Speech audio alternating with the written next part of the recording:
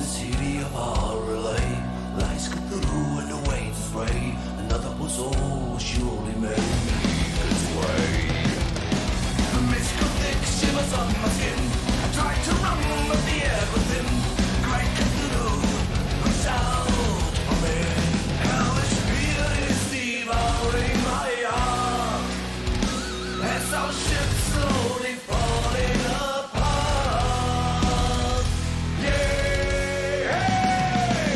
Cthulhu is rising like thousand serpents from the sea. Cthulhu is reaching out for me.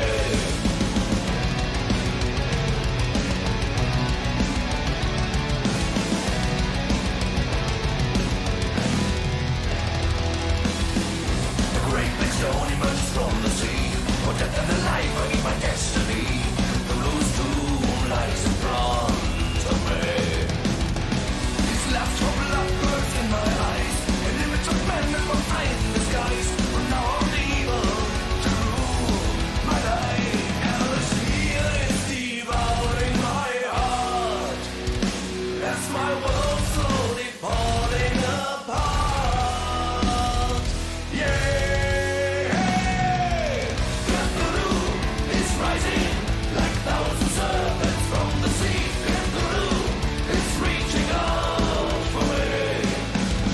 Cthulhu is rising like thousand serpents from the sea. Cthulhu is reaching out for me.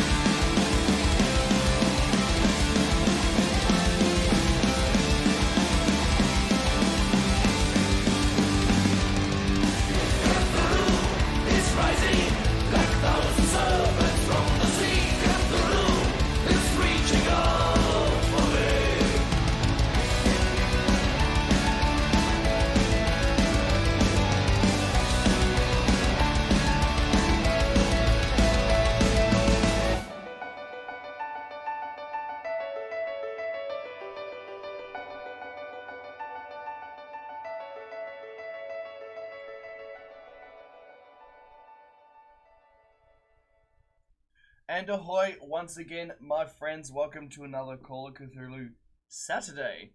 I apologize about not having Call of Cthulhu last night. Having a bit of bevy with the boys, a bit of a catch up since now restrictions are lowered. But a big ahoy to AJ and Drake. I hope you are both doing quite well on this fine evening, day, morning, wherever you may be. But I hope you're all doing well. Now, a lot has happened since we done Call of Cthulhu. We done a lot of things off stream. As some of you may remember, we got paid $5,000, and I bought a few good items. One, I bought a new car, and a World War I vest that grants me 2 armor. And what Dale has told me is the best handgun you can get in the 1920s, a 44 Magnum, which does 1d10 plus 1d4 plus 2 damage. And I think that is pretty damn nifty. Also, I have spells now. Woo! It's 3:47 in the morning for you, AJ. Jeez. Oh, what's the matter, Drake? What is the matter, my friend? Oh, God. Red Bull helps so much. Ooh. Also, today we may not have Ernest Von Shaft, Tom's character, and we may not have M1 because I was drinking with M1 last night, and he's still not awake yet, and neither is Tom. Hopefully, we get Tom back tonight. But we are joined with Ratner and Scarbrand, otherwise known as Matt and Dill. Their characters, Ron Constantine, and if you guys remember way back 2 months ago, I think, Dylan is playing his old character, Professor Longfellow, who got jailed and is now released. So this should be fun. Alright, let us jump into the chat, my friends. Yeah. Well, I was thinking along the lines of after what happened last time, they would have gotten me out of prison, so it probably makes more sense this way, really. Yes, I agree. Yes. He's back. Okay, we shall begin. We are going to be joined by Ernest von Schaff in 15 to 20 minutes. Oh, fantastic. We will begin without him. No word from M1? Yeah, M1 will join in. It's their cousin's birthday, so... Oh, okay. It's over, yes. Right, so here we are. Episode 2 of the final revelation of Glucky. This episode is entitled The Recluse.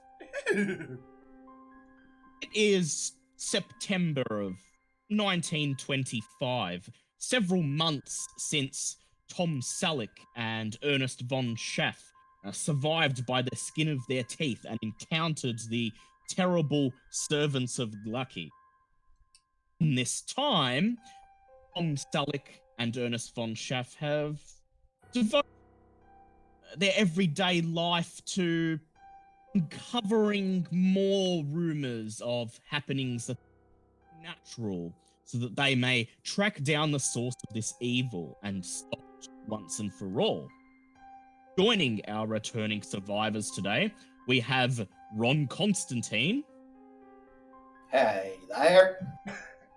And we have an old hand, Professor Longfellow, who has been released from jail after serving a couple of years behind bars after his terrible nightmare ordeal against the ghouls. The sole survivor of that group, he now returns with a new purpose in life: to hunt down the unnatural and stop it at all costs. Indeed. Roger Longfellow, Monster Hunter. Nice. Sir, educated and badass. And so we are here as the beginnings of autumn begin to stir. You have been drawn to the town of Bridgewater, Massachusetts, a sort of sleepy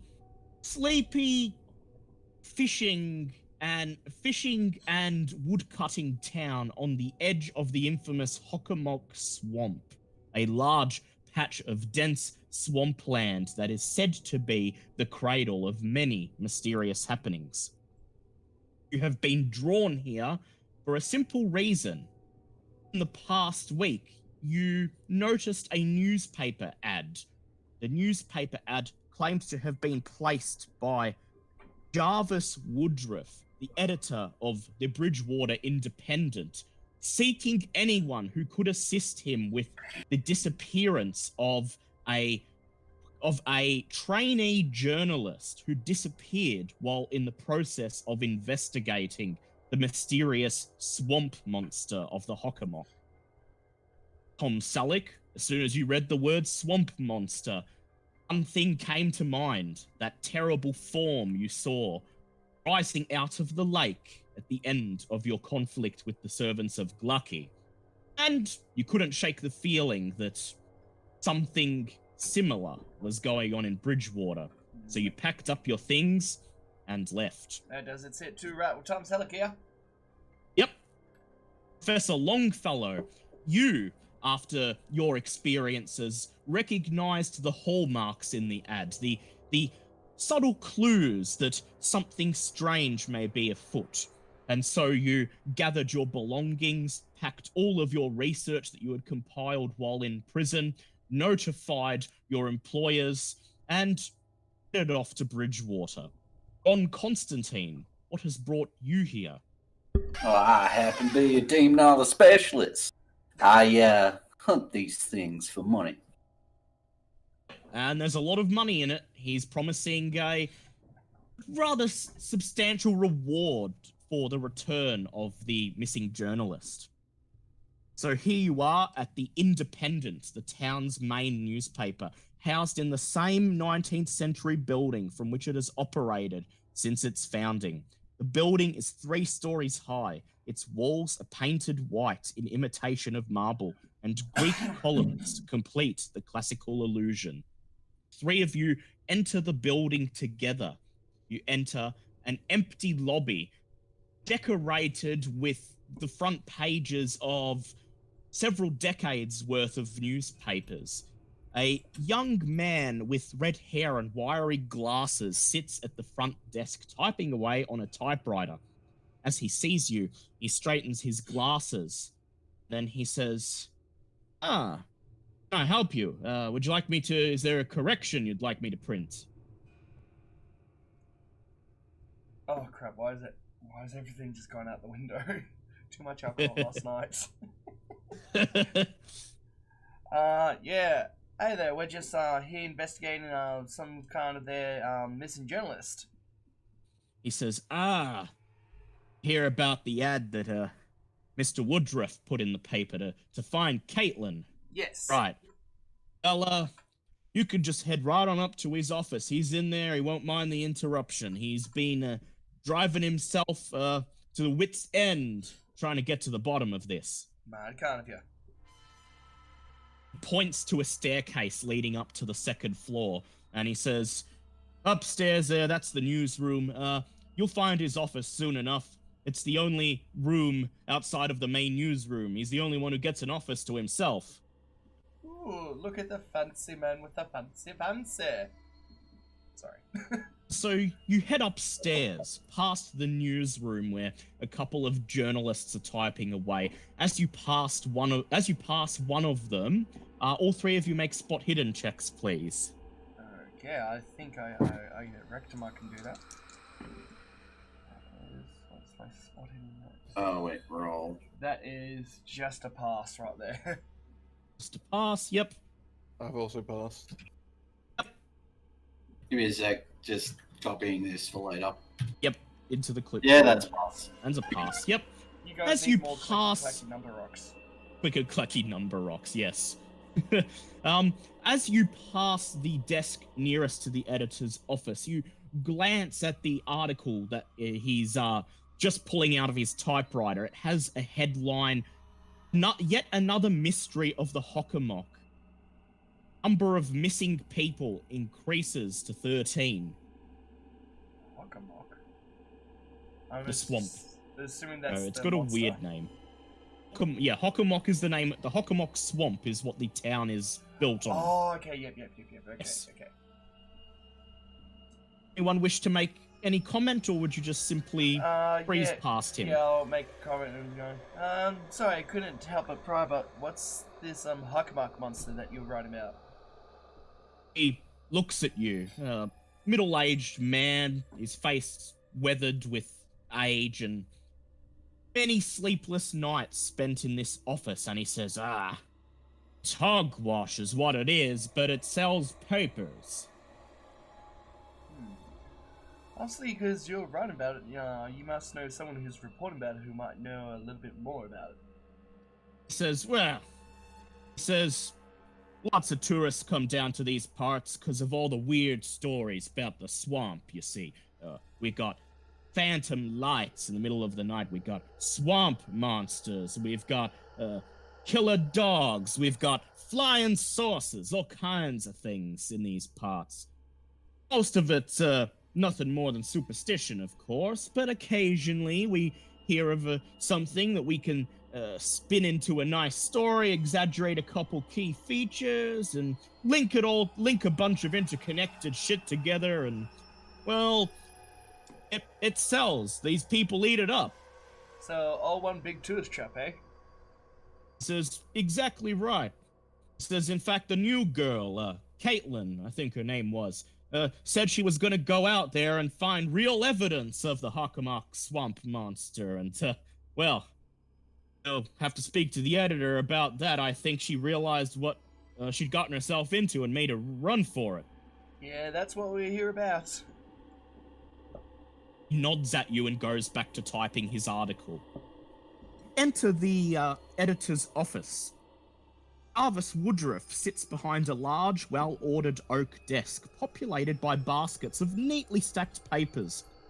A modern typewriter. A degree hangs a bit crooked on the walls, as well as a photograph of Jarvis with the town mayor. He rises in friendly greeting when you enter. He shakes your hands, each in turn, and then thanks you all profusely for your offer of help. You take a good look at him. Jarvis Woodruff is a middle-aged man who is just starting to lose his straight black hair. He wears a grey suit and maroon tie, as impeccably dressed as his office is tidy. Once again, he shakes your hands and says, thank you. Thank you so much for answering that ad. You're the only folks who have so far. Nah, what I've seen last week, I'm not one to ignore any kind of shit like this.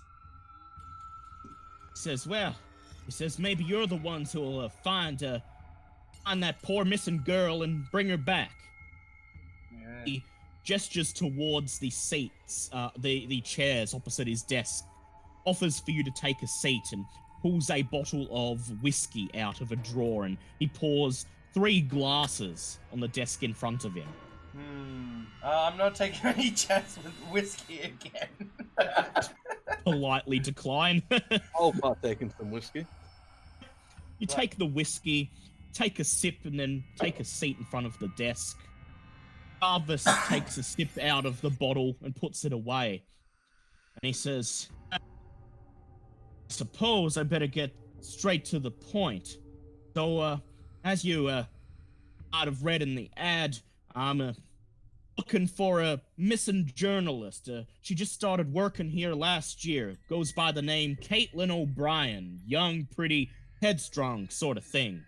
You know what broads these days are like. Aye. He takes another sip and chuckles. He says, apparently she came all the way here up from Boston because she heard of some of the strange things that go on in the swamp, wanted to make a career out of it. And I told her, hell, there ain't nothing to it. You just have to listen to some of the things the town folks say and spin a story out of it. And, that wasn't enough for her. She said she was going to go out there, was going to get proof that there's a monster in that swamp, and that she had a new lead that would help her find it. I warned her not to go. Well, if I didn't let her, she would have gone anyway. So what exactly is this new lead? He says, I tried to get it out of her, and she said she wouldn't share it, that she wanted this story to be completely hers, and she wasn't going to risk anyone else at this newspaper stealing it out from under her nose. He says, before she left, I know she did a bit of research at the library, maybe headed down to the general store to stock up on supplies, so there's some possible things you can ask around about. Except she left about a week ago and hasn't come back. I've been worried. I tried to contact the police, but, they don't have a good track record of finding people that go missing in the swamp. He frowns, and then he says, not alive, at the least. Heard that about the police before. I used to know a man named Ace. It didn't go too well. Before she left, had she set herself up an office in this building? He says, yeah, sure. What you want to do is go outside and look at the desk closest to the stairwell. The one that has a picture of, one that's got a picture of a pretty girl on it. Apparently that's her sister. She's been set up there since she joined here. Place is always in a bit of a mess, and I haven't looked through it, but if you think there might be something useful, go ahead. I think there might. I'll give it a crack at the very least. He nods, takes another sip of whiskey, and then finally puts the bottle away, and he says, I hope at the very least you can get to her before, there can't be anything in that swamp. Most likely she's just realized what she got herself into and got the hell out of town. No, come on, you sound like you were about to say something else there. Is this something you were hiding on us? We have to know all the things. Make a charm check, please. Oh, I was actually about to flash my badge. Oh, okay. Yes, your PI badge. Yeah. Please make a persuade check with advantage. Or would that be a law check? A law check. Might be a yeah. Do you have points in law? Yeah. Okay, yeah. Do a law. Yes, it does. Yeah, do a law check, please, with advantage. And as Drake actually pointed out in the chat, which I was oblivious about, I'm Tom Selleck PI, and now I have a Magnum, so I'm Tom Selleck Magnum PI. Magnum Magic PI. Yeah. And he now has a Magnum handgun. So hand cannon. That is a critical pass. That is a 16. Flash your badge and impress upon him the utmost importance of any information he can provide. And he says, well, okay. It's just that, well, she seemed to have her heart set on going into the swamp. Said she even had a contact in there, too.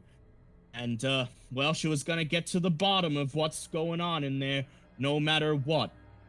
And, well, to be honest, this town's pretty small. There's only a couple of ways out of town, so, if she'd packed up and left by now, I had a feeling I would have known about it. This contact, can you tell us anything about it? Says, unfortunately not. Don't want to share anything. Was deathly afraid that one of the other hacks out there would steal the story from under her. Oh, as you said, It is small quite town. an unbecoming quality in a woman. As you said, small He town. says- I'm pretty sure we'll find out something. He says, yeah. He looks at Ron and he says, yeah, you got it. Comes fresh from the city, acting bigger than her britches, I'll tell you that much. Well, I sure hope it hasn't been the death of her. There wouldn't happen to be any gators out in that swamp, would there? He says, oh, of course. Plenty. Gators, wolves, any number of dangerous animals out there. Look, I heard there's some kind of crazy guy out there named Scaly Pete. he says, yeah, he says, wouldn't surprise me if there's some crazy hermits. Look, as I said to her, you want to head out there without a gun, that's your funeral. Indeed. I I flash promise him, you I shall not be making the same mistake. and I just flash him my Magnum because it's my new prized possession. And just like, Yes. I think I'm pretty fun right here. Of course, He I'm says- not telling him about my new magic powers. Yeah. He says, well, as long as you go in prepared.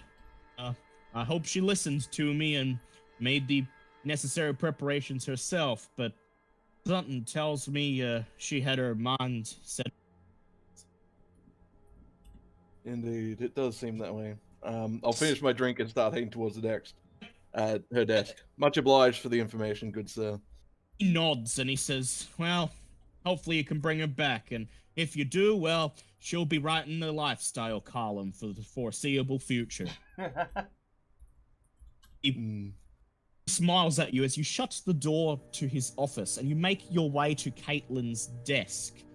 It's, as he said, it's near the stairwell. It's incredibly messy, covered in stacks of paper, notes, photographs, a camera that looks like it's in a state of disrepair, several pens and other things.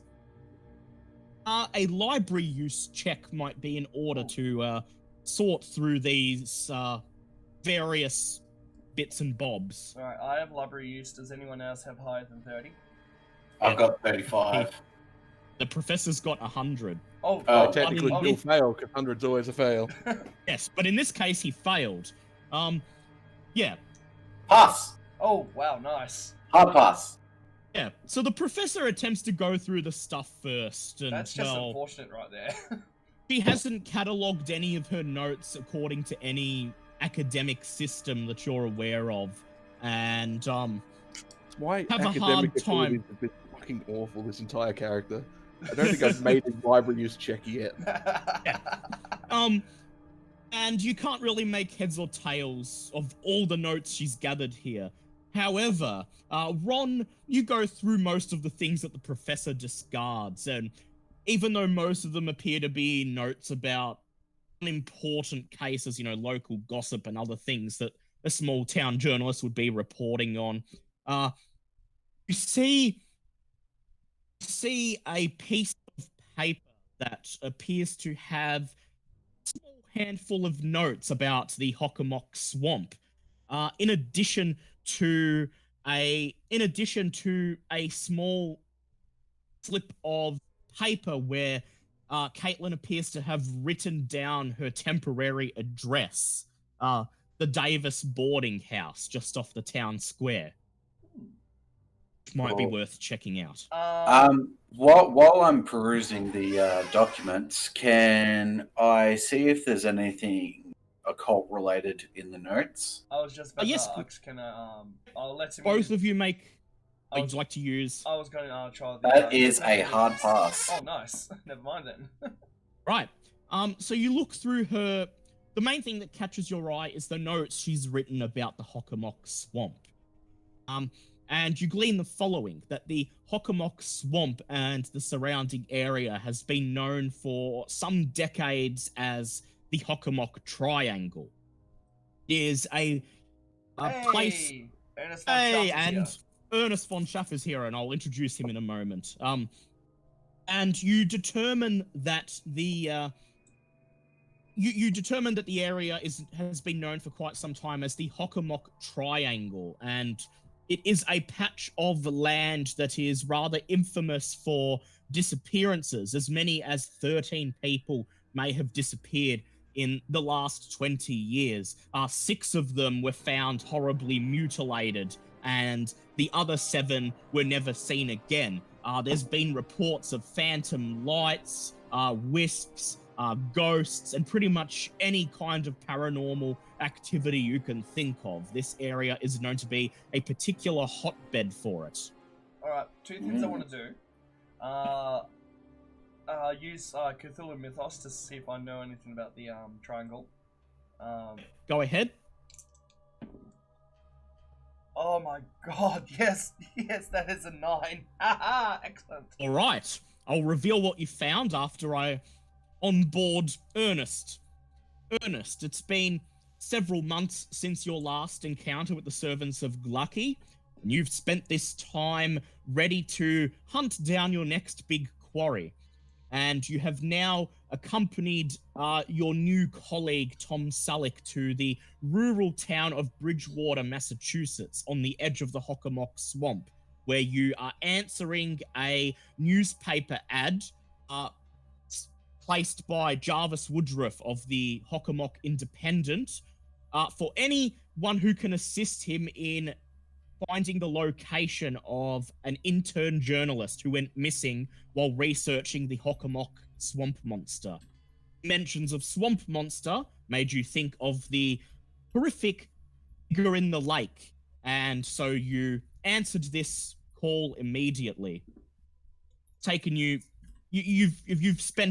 While your colleagues went to the newspaper office to formally register their interest, you lagged outside preparing all your hunting gear, and you've just now entered the newspaper office in time to see Tom Sullick holding a piece of paper with a aghast look on his face. Tom Sullick, you have succeeded on your Cthulhu Mythos roll, and you are aware that the Hockomock swamp in particular is known to be one of the bodies of water where Glucky may manifest. Well, shit. Alright, and second thing I want to do, accounting, can that be used to look for if there are any receipts around? Yes. Awesome. Can I do an accounting check? Yes, you can. 58. What is my accounting at? No, that's a fail. Well, there doesn't appear to be any receipts on her desk anyway. It's likely you'll have to check out her place of residence to find more. You've got some interesting information, and you summarize it to Ernest as he enters. Ernest, they tell you that in their meeting with the editor, they were told that the young journalist, Kaitlyn O'Brien, claims that she had a new lead that would allow her to prove for all the existence of the swamp monster, and despite the editor's better judgment, she set out into the swamp a week ago and is yet to return. She's told them that she conducted some research at the library before leaving, and that she purchased some supplies from the local general store. The party has just finished searching her desk in the newspaper office, where they've found some notes about the Hockomock swamp, indicating that it is a hotbed of paranormal activity, and a slip of paper with her current place of address. Wonderful. Okay.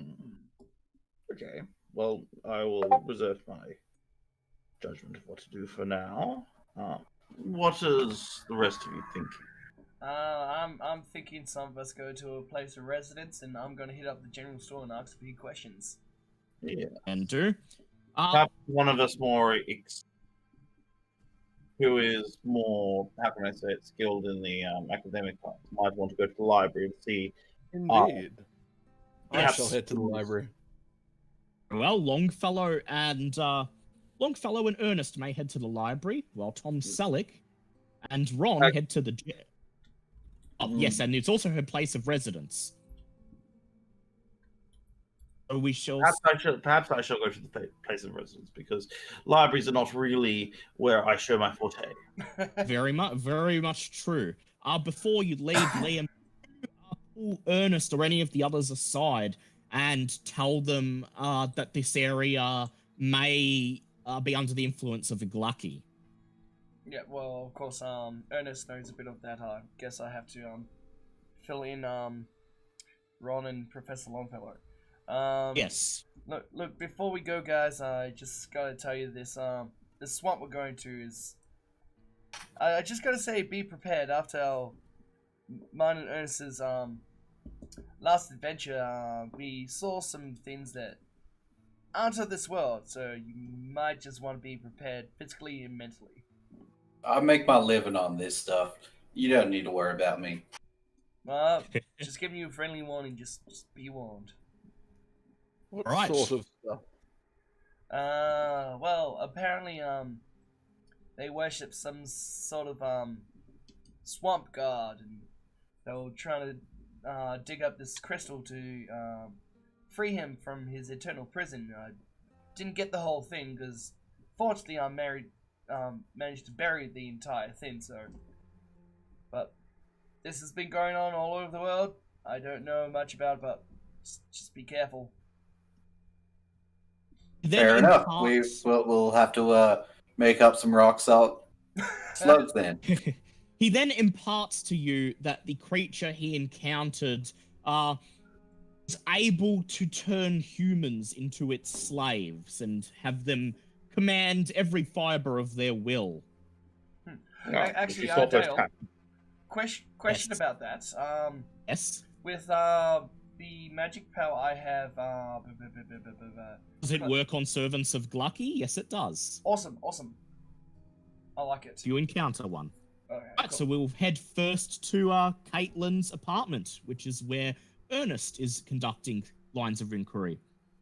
Kaitlyn O'Brien's boarding house is a small two-story affair with white stucco walls. The landlady, Mrs. Betsy Davis, is a plump, middle-aged woman with brown hair going grey. As you enter, your elephant gun slung over your back, clad in a pith helmet and safari khakis, she gives you a deep look, her eyes growing wide, and then she says, "Oh, my goodness, what have I done to encourage the patronage of a person such as yourself?"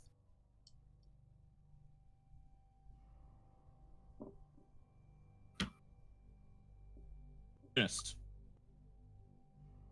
what do you do? Uh-oh, we have time trouble again. I think he's... yes. Mind the Australian internet, folks. Sorry, Discord. I just jumped in and out again. Sorry, what was that? As you enter the boarding house, the landlady looks up at you, her eyes wide, as she takes in your elephant gun slung over your back, your pith helmet, and your safari khakis, and she says, "My goodness, something must be afoot to encourage the patronage of someone such as you. Oh, yes. I'm here to do some investigations about the whereabouts of someone who has, I think, fallen afoul of a quarry I'm tracking. Says, oh, you'd be referring to Kaitlyn O'Brien. Yes, yeah, matter of fact, yes. Says, well, she hasn't been home for about a week, and I've been a bit worried about her, but I'm sorry, I can't just I can't let anybody into her room or answer any questions unless you're from the police. See, I'm from an esteemed household, and well, I think I'd be the best chance she has of getting home safely. She's fallen afoul of something that we've encountered in the past, and we are going to go, if possible, retrieve her. So it would probably be in her best benefit if we did, and you would be rewarded, of course, for your efforts. I pull out $200 out of my pocket and make a credit rating check, please. Sure. The ghost of Atlas will like a pull a knife. Yeah. God damn it, Threatener. Atlas. Well, 1D100. Hard pass. She takes the $200 without a word, and she says, well, you certainly seem to know what you're doing. Very well, if it's in Kaitlyn's best interests. I do hope you find her soon. She was a very kind girl, always pays her rent on time, and... well, I sure hope that nothing horrible has happened to her. Quite. Well, Sorry, give me a that's second. what we're Everything going just to fell. She reaches under the counter and slides a key across. She says, this is Kaitlyn's room key. It opens the room over there. She points at one of the doors. She says, is there anything I can help you with before you take a look? Has there been anybody else interested in her residence? Apart Says, from that? oh, says, well, Mr. Woodruff from the newspaper came along, said he was a little worried about her, and of course she'd only been gone for a couple of days by this point, and so I brushed it off. I told him not to worry about it, but he seemed worried, and I suppose, well, I didn't assuage his worries as he put the ad out in the newspaper to find her. Says, but no one's been here asking about her. In fact, I was probably the last person to see her that morning. Interesting. All right, you've been very helpful. I take the key and I let myself in. Kaitlyn's room is compact with brown wood-paneled walls, a single bed, and a small dresser containing her clothes. There is a single photograph on the dresser of young Kaitlyn with an older man and woman. There's also a copy of Life magazine and a copy of the Bridgewater Independent from 2 weeks ago. Otherwise, the room is clean, tidy, and bare. All right. So what I'm going to do first is I'm going to look at take the picture and look at the back of it, see if there's anything written on it. You take the picture, and on the back of the picture frame, the words "Mum and Dad" are written. Interesting. And then they don't seem to be anybody of note. No, just likely the girl's parents. Right. Put the picture back. I'm going to go look at the article that was... Sorry, the newspaper that was there, see if there's any interesting articles. Do a own language check, please. Own language. Could be equal to your education.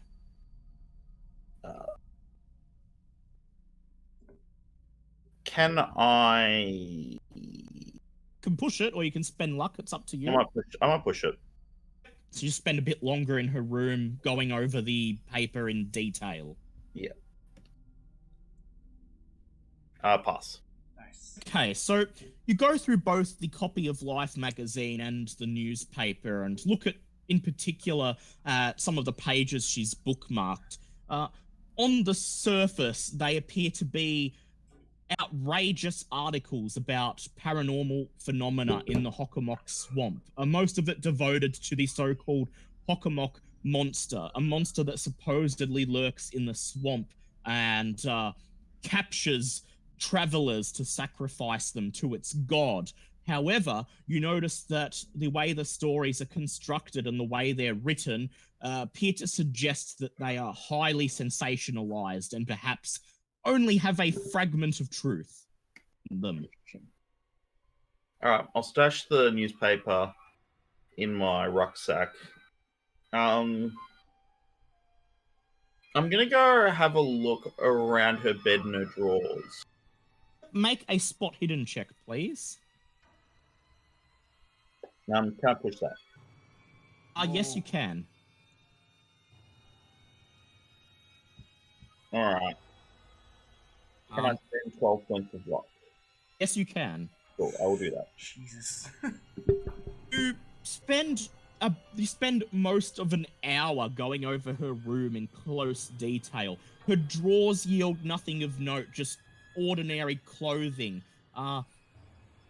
Just ordinary clothing. None of it that's particularly noteworthy. However, under her bed, you find buried in shadow a small square-bound notebook, presumably her journal or diary. I take it out and I'll begin to go through it. The diary contains everyday details of her life, including her wish for better stories that will boost her career as a reporter, instead of having to constantly rewrite the same sensationalist, superstitious garbage about the swamp monster.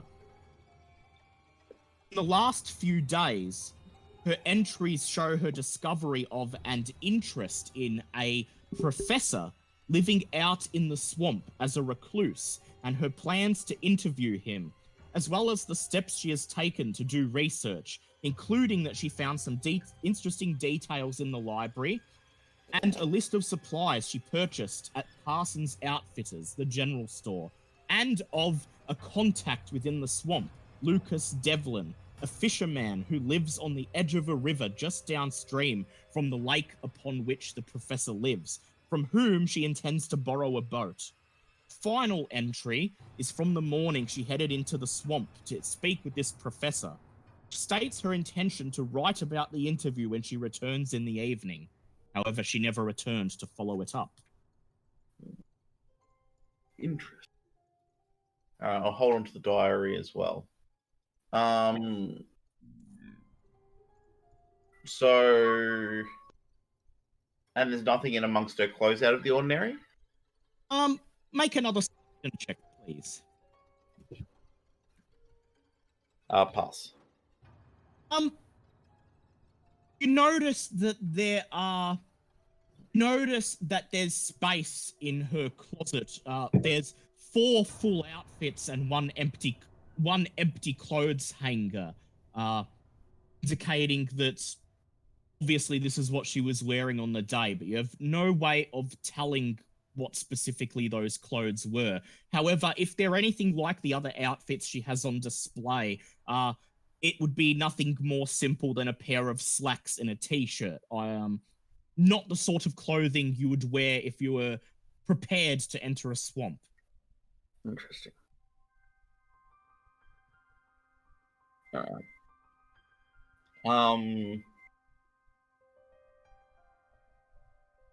So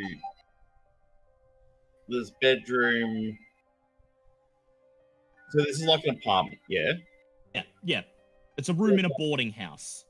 Right, in a boarding house. Yes. So she doesn't have much in here apart from that. No. Doesn't appear to be anything else of note within the room. Alright. I will was I given any contact information regarding who I've seen on that list? No, but you do have a name. I do have a So name. when you head into the swamp, at least you'll know that's the person you're looking for. Or you'll be able to ask around. As you leave the room, Landlady looks up at you and she says, I hope you found something of use. Yes, it's been rather illuminating. She says, is there anything else? I can help you with? Anybody else comes here, will you please drop me a dime? And I hand her a card that has the information of where I'm staying at the moment. Yep. She says, the motel. Yes. Okay, I'll give you a call if anybody inquires as to Kaitlyn's whereabouts. Have a good day. Thank you very much. Now proceed to the Bridgewater Public Library, where Professor Longfellow has decided to conduct some research. Bridgewater Public Library is a modern building with electric lights and a telephone booth outside. It is a brick building of only one story, but it is spread out to cover a lot of ground. Inside, there are sections for periodicals, reference materials, and non-fiction, in addition to a vast library of works of fiction and horror. Assistant librarian, who, according to her name tag, is named Lila Clark, is a tall woman of about 30 years old with dark hair and glasses. She dresses conservatively with a long skirt reaching nearly to the floor. As you enter the library, she's standing at the end of one of the shelves, transferring books from a library cart into the shelf. She looks at you and smiles. Greetings. I was wondering if you might be able to help me. She says, "Oh, yes, of course. Anything in particular you're looking for?" I've come to help with the search for the missing woman. I was wondering if you knew what it was that she had come here to research. He says, yes, Miss O'Brien from the paper. Yes, she came in here the morning before she went to the swamp, and she spent quite a lot of time amongst the Miskatonic University periodicals. She points over to one of the nearby shelves. He says, "Oh, well, I could help you find what you're looking for, but I'm busy at the moment, and unfortunately, I don't have a lot of time." Oh, that's quite alright. Do you know if she checked anything out when she left? Says, "Oh, yes, I could have a quick look." She stands up, walks over to the front desk, and begins to flip through a notebook. She says, yes, she took out a book, and it was a collection of writings by a Professor Simon Hodges. It was entitled On Experimental Biology. I see. Are there any other books that relate to this particular line of inquiry? She says, "Well, don't think we have any more writings of that professor, but if you look amongst the periodicals that Kaitlyn was spent time reading, I'm sure this Professor Hodges would likely show up in a few of them." Yes, you're quite right. Much obliged. I shall go ahead and have a look and see what I can find. He smiles and then goes back to placing books in the shelf. Make a library use check, please. Come on, no 100. Oh, yes. Very, very, very good. You head over to the aisle the woman directed you to, and most of this shelf is devoted to Miskatonic University periodicals from a variety of disciplines. It's not as complete as, say, the library at a university in Boston would be, but there's a surprisingly large amount of works here. You spend an hour and a half or so going through all the papers, trying to find any that could be attributed or related to this Professor Simon Hodges. Find quite a lot of information. Simon Hodges was born in 1979 in Boston. He attended Miskatonic University as an undergraduate, 1997 to 1901, and then attended Harvard Medical School from 1901 to 1905. He married a woman named Eloise Martin and had two sons by her, Simon Hodges Jr. and Edgar Hodges. His wife died in childbirth with the second son, Edgar. In 1905, Simon Hodges was hired by Miskatonic University as a professor of medicine and biology.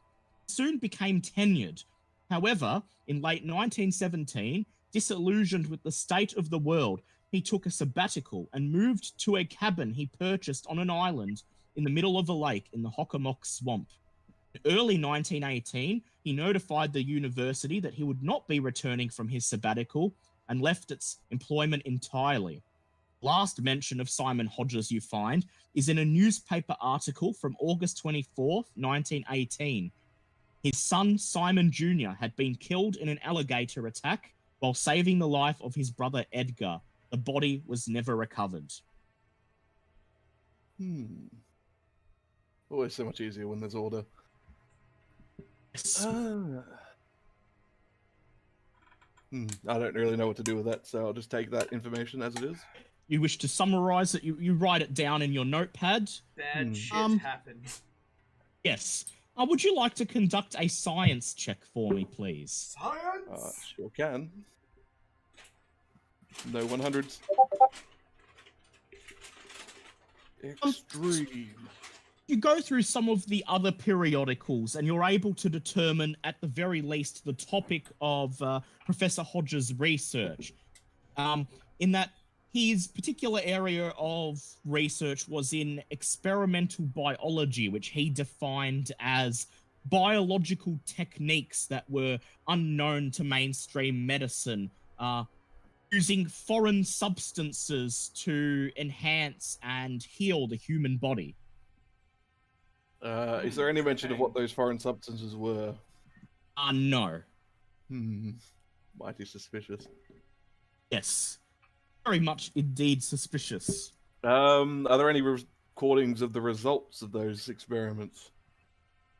You find an article stating that he never actually publicly published any results of his experiments, though one of his proposed experiments apparently drew quite some ire from his colleagues at Miskatonic University, which may have been one of the reasons why he departed the university. Alrighty, I'll jot that down as well. And that appears to be anything you could find in the library.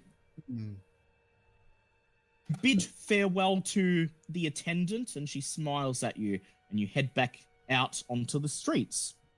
Now go to Carson's Outfitters, where Tom Selleck and Ron Constantine have decided to conduct their lines of inquiry. Carson's Outfitters is the recommended supply store in Bridgewater for anyone heading out into the Hockomock swamp. It is a long, low building in the style of a Native American longhouse. Tall people have to duck when entering the front door. Jeremiah Carson, the proprietor, is in his 40s, his hair just starting to go grey, but he is still spry, fit, and muscular. He wears a sturdy brown leather jacket and blue denim overalls underneath over a white shirt. As you enter, the bell tingles. He chuckles and heartily says, another group of explorers about to head out into the swamp, eh? Jeremiah Carson, at your service. Not quite explorer's friend. I flashing my badge and going, we're here investigating the disappearance of Kelly. Of Kaitlyn. Kaitlyn, that's it. Yep. Make a law check, please. Hard law check, he said the wrong name. Yeah, Wait, what? no, just a law check. Just a law check. Oh, just the law check, okay. That is... What's my law at? That is a pass. He says, oh, well, yes, she was in here about a week ago, stocked up on supplies for her trip down into the swamp. I can tell you what she purchased if you like. That would be very helpful. He says, well, look, he says, she basically asked me what I'd recommend, so I set her up with the necessities, a compass, a backpack, some hiking boots, a map of the swamp, trail rations, a torch, a length of rope. Tried to sell her a gun as well. He points towards a rack besides the counter where yes. an array of Nice hunting rack. rifle where an array of hunting rifles, hunting shotguns, and boxes of ammunition are proudly displayed. Reckons she wasn't expecting to run into any trouble, so she politely declined. Said she was gonna get help in the swamp. Some fisherman that she was getting cozy with, I think.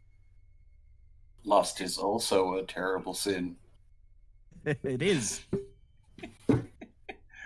Oh, God damn it. Oh, sorry, go on. I'll try to think of what I was going to say. Says, hell. He says, I can remember what she was wearing, too, if it's of any help to you. Oh, that would be Envy is not so pleasant either. He says, well, Yes. I wouldn't forget this. Yes. He says, I wouldn't forget the sight of a girl like that. She had on blue jeans and a red t-shirt, and she had this little gray scarf on. I remember this because I was trying to sell her a nice coat and pair of hiking boots. She bought the boots, but didn't think she'd need the coat. She wouldn't need a coat to go out to the swamp. Through the gates of Oh, hell, jeez. as we may He's come from the city. He hell. doesn't understand how nature works. He shrugs and he says, those city folk, they're all the same. Think you'll be fine walking out there with just a t-shirt, pair of pants, and you're drowning in the swamp, and you wish you bought the things the shopkeeper Alright, one second. told sorry. you to buy. 1 second, sorry. Mortis Invictus, thank you so much for the follow, buddy. You're quite welcome, mate. Oh, that was you. Oh, fuck off, Dale. Fuck off. Sorry, go on. Anything else anything you wish to ask him? Yeah. Okay, we've got clothes. We've got shit. We've got the look like.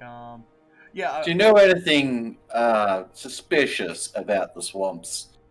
Never mind if they sound silly. He shrugs and he says, well, hell, it's the sole reason people come to these parts, because they want to see some of the weird shit for themselves. He says, where do I begin?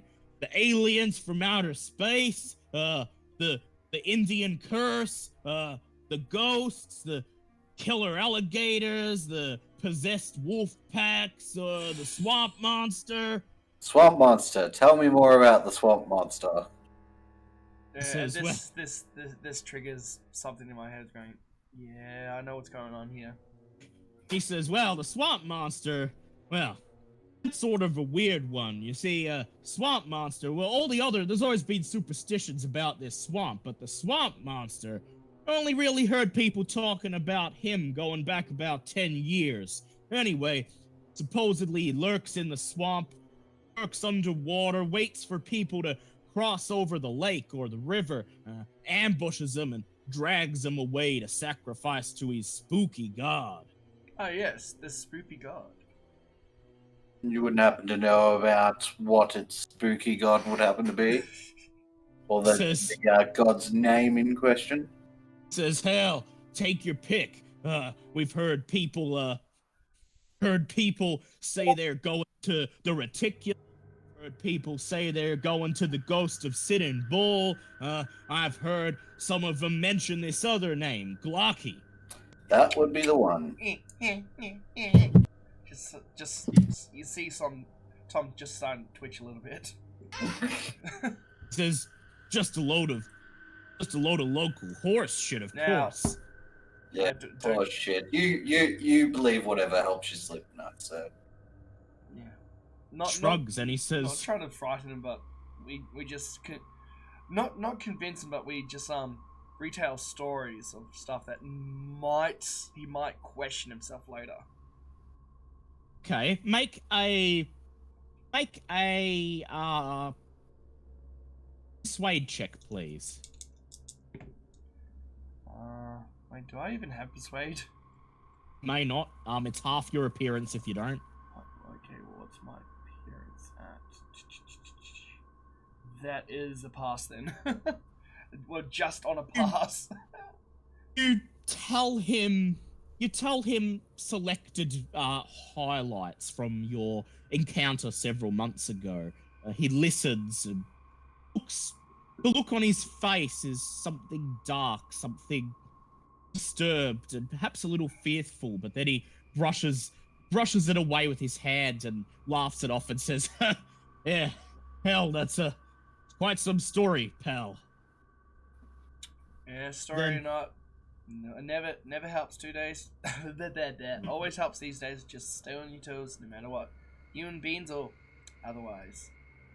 He says, "Well, hell, look, if you're heading into the swamp, I'd recommend you, at the very minimum, take at least what I sold the girl." Oh yes, I'm gonna be getting some rope. Rope is. Do you becoming have my any best friend. salt? Any salt? He says, "Salt, yeah, sure. Good for trail rations. Not sure how much use it'll be against a swamp monster." Doesn't matter. I just like as much salt as I can get from you. He's a bit of a salty person. He slowly stacks on the counter a compass, a map of the swamp, a length of rope, a lantern, and a large restaurant-sized bag of sea salt. Yes. Says, "Well, Do you happen to have any empty shotgun shells? Ooh, I Says- see where you're getting at this. says empty ones." Says, "Oh, have a look for yourself, and if you see him, tell me. I just put on off what the stockman brings in. Make a firearms shotguns check, please." Firearm shotgun. That is a hard pass. You see a box of shells on the rack that have yet to be filled with black powder. Chuck them up on the counter. Taking them with me. Says, "Well," he says, "I guess that'll get you sorted out there in the swamp. That'll be $15 for the lot." For it all. I know the value of rope from my last adventures. I'd like to buy another bit of rope. Okay. So, $16. Quickly, can you list off what we got sold? I'll So just write it down. you've got a compass, 2 lengths of rope, a map of the swamp, a lantern, a big bag of salt, and 25 unfilled shotgun shells. Cool. Got all that. Just carry a rope each. Rope each. Lantern's a big camping lantern, so it should be fine for an entire party. Well, actually, TARDIS trench coat. I could fit it all. Yes, you can. Who's paying the $16? I'm happy to pay the $16. Jeremiah takes the money and he puts it in the cash register. The cash register shuts with a ting, and he says, "Well, thank you very much." You see his left eye twitch a little bit, and he says, "And I'll suppose I'll have a lot to think about tonight when I'm trying to fall asleep." Before we go, I'll give him another $4 to shout him something to drink to put his mind at No, ease he for the doesn't need night. a drink. He needs a nice cup of tea. I think he needs a drink after what you just told him. Let me just explain that to people in chat. To explain the whole tea thing, it's now a running gag thing. Tom's previous characters like to sit down with a nice cup of tea, and it actually increased the SAN, and it's just become a running joke now. Just sit down and enjoy a nice cup of tea. Not that it stopped him becoming a cultist. He's just a very occultist full of sanity. He knows what he do. Tea. Yeah, you hand over a couple more bucks and you tell him to go get a drink. Liam, I want you to roll a 1d6, please. Oh, okay. I'll just roll it, please. That's a 1. Alright, that's fine. As you leave, you notice nothing odd about the shop. I was rolling to see if your story made him go insane and whether he was gonna shoot himself. Oh later that no! I was gonna say, I swear to God, if he goes on the rampage. But Please tell me he is fine. Oh, He's thank- a little bit unsettled, but he'll be Oh, fine. Jesus Um, Christ! Better off to let the mere mortals not see behind the curtain. Oh no, I feel really bad. You should do. You nearly sent him insane. Your group reconvenes at the edge of town, just just after lunchtime. You sit down. You sit down in the car park beside Ernest's car and Tom Sullick's brand new cruiser, and you make a meager lunch of biscuits and trail rations and. And I pack some rock salt shells. Yes, make a firearm guns check, please. Oh, can I push that? Yes, you can. Oh, come on! No! Okay, in the process, you ruin most of the shells. Roll a 1d6, please.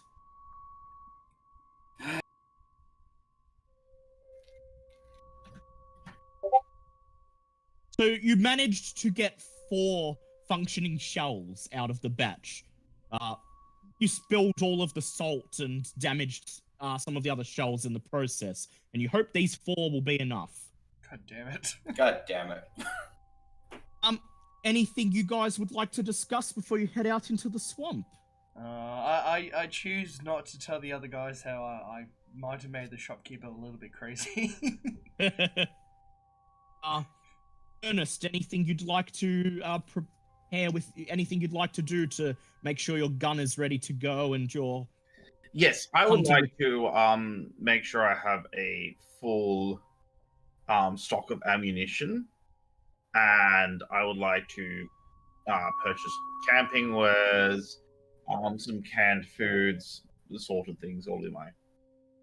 Make a credit ratings check, please.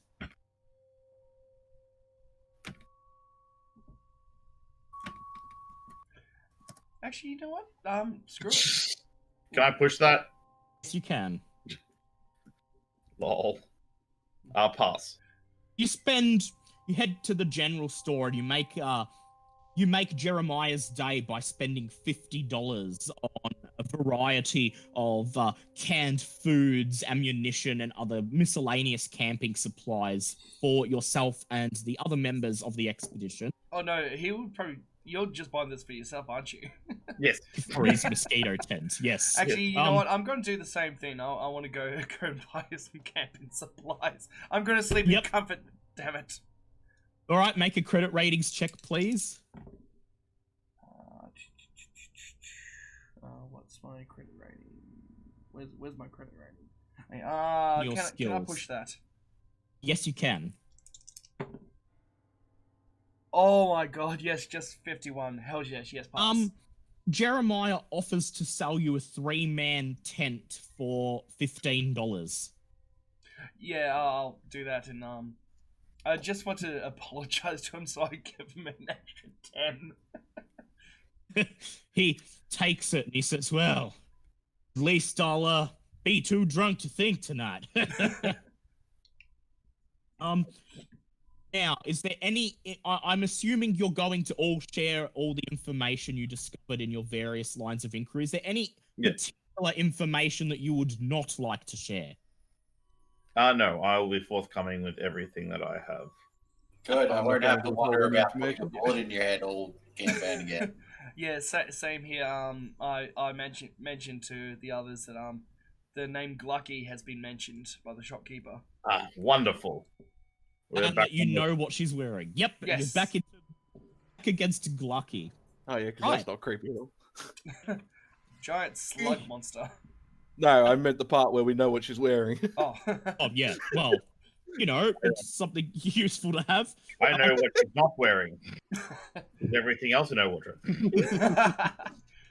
Before you head into the Hockomock swamp, you consult the map that Jeremiah sold to you, and you determine that you'll need to venture about 2 miles into the swamp to reach the fisherman's cabin where Lucas Devlin, Kaitlyn's contact, lives. His cabin is situated on the edge of a small river that flows into the lake upon which Professor Hodges lives. It should be a short journey of about 2 hours, provided you don't lose your way. But as you have the compass and an experienced tracker with you, it should be easy. Keyword So I would... should. I would like if anyone has navigate. Does anyone have navigate? I have 50. I don't have navigate. I do have tracking and No, I don't. spot hidden and survive. Right. Wait, didn't Matt say he has navigation? I Yeah. want Ernest to make a hard tracking check, and I want Ron Constantine to make a navigation check. Would it be with advantage because I do have the compass With and the map? Yep, with advantage because you have the Nice. compass and map. Oh, Oh. thank God, advantage. Can I spend that 1 point of luck? Yep, Awesome. you can do that. Oh my I won't spend the God. I won't spend the 3 points of luck. I'll just fail that. You as you enter the swamp, the sounds of the town are immediately drowned out. You immediately feel oppressive atmosphere, like as if the energy of the swamp itself is bearing down upon you, and it pretty much is because the trees here are gnarled and twisted. They almost block out the sunlight with their canopy as they all intertwixt amongst each other. You wade through ankle-length swamp water. You have to brush aside vines and undergrowth. You even have to hack away some old branches at one point. Not once do you hear or see anything to do with this elusive swamp monster, but still you cannot shake the oppressive feeling of foreboding that seems to pervade everywhere in this swamp. Hey Dale, I'm just popping out for a couple of minutes. I'll be back shortly. I would like everybody to make a spot hidden check, please. That is a hard pass. That's a normal pass. Pass. Pass, yep. About 40 minutes into the journey as you're wading through a large body of waist-high water, you look around and you see a glimmer of something in the sky above. You see what looks like a blue light flashing, zooming across the night sky before vanishing behind a cloud. Would look like to anyone in our world, it would look like the lights of an aeroplane traveling in the early evening, except for that it's 1925 and commercial airlines do not exist. That wouldn't be No. one of the crystals, would it? Maybe not. Sanity check. Everyone But who saw before it, we please. do the sanity check, can I use my occult knowledge to see if I recognize it? Oh, yes, yeah, you can I can. use a mythos check as well? Yes, you can. That is, I'm spending the 9 points. That is a pass for me. Okay, so Ron Constantine, you've heard of these so-called phantom lights. It's very unusual that they would be clearly visible during the day. They usually, in your experience, show up at night when people are driving alone down the highway, and you recognize it as the same phantom lights that occur in tales of flying saucers and visitors from outer space. Liam, did you pass your Cthulhu Mythos Yes. check? Barely, but You- I did. You recognize the hue of the blue light. It is the same blue light that emanated from the crystal Oh, you and encountered months ago. another question, sorry.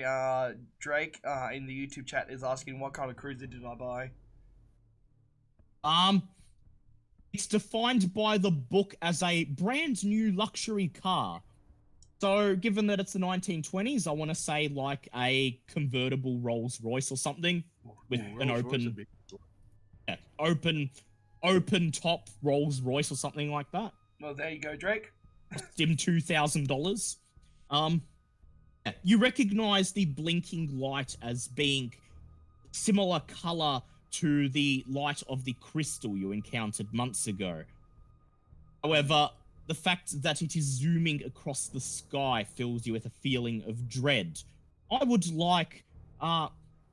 like Professor Longfellow and Ron Constantine to make I would like all three of you to make SAN checks, please. Yep. I Oh passed. my god, that is a I hard passed. critical pass. That's a 3. Okay. On Constantine and Professor Longfellow, you lose no SAN. However, Oh. Tom Selleck, you lose 1d3 SAN. Oh, fuck off. Because you understand what might actually be going on. Exactly. You made a connection between the crystal and those lights. That's never a good time. Roll 1d3. Also, I reckon I found the perfect 1. car for your cruiser to be. Yeah? 1925 Rolls-Royce Phantom. Look at That's the the lines on one. that baby.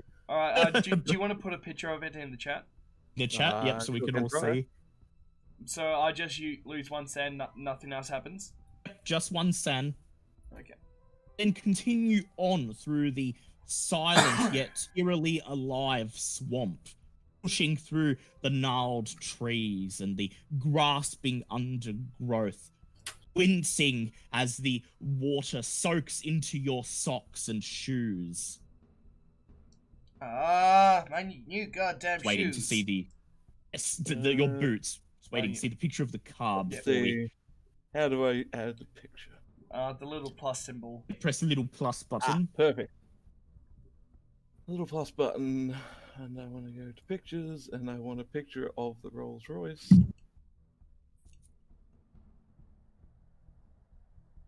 Oh. Oof. Oh Ooh, my okay, god, yes. that's sexy right there. That is That's sex. worth- Call It's me an definitely autophiliac. 2,000. Yeah, I'd fuck that car. Right in the exhaust. That car's not pretty anymore. Okay.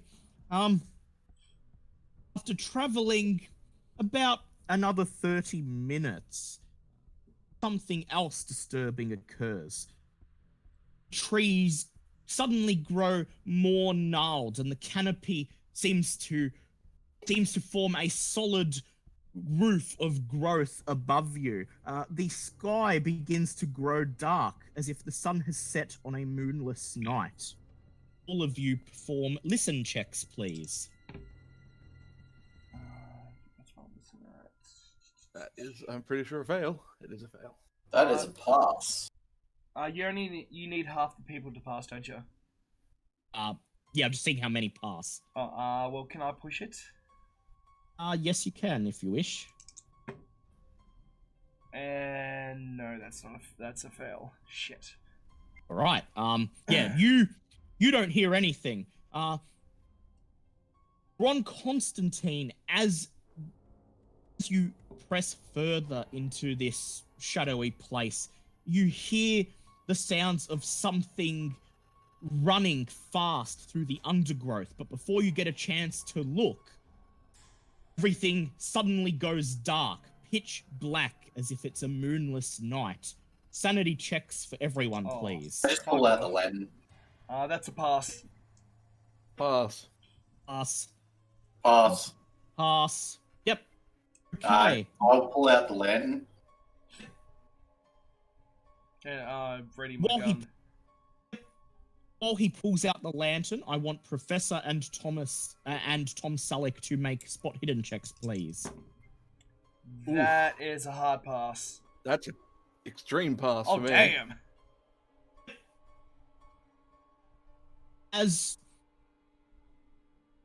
Ron fumbles the lantern and begins to light it, you see movement in the corner of your eye. Something about 2 to 3 feet tall, circling you Wait, in 2 this to dark part of the swamp. 2 to 3 feet.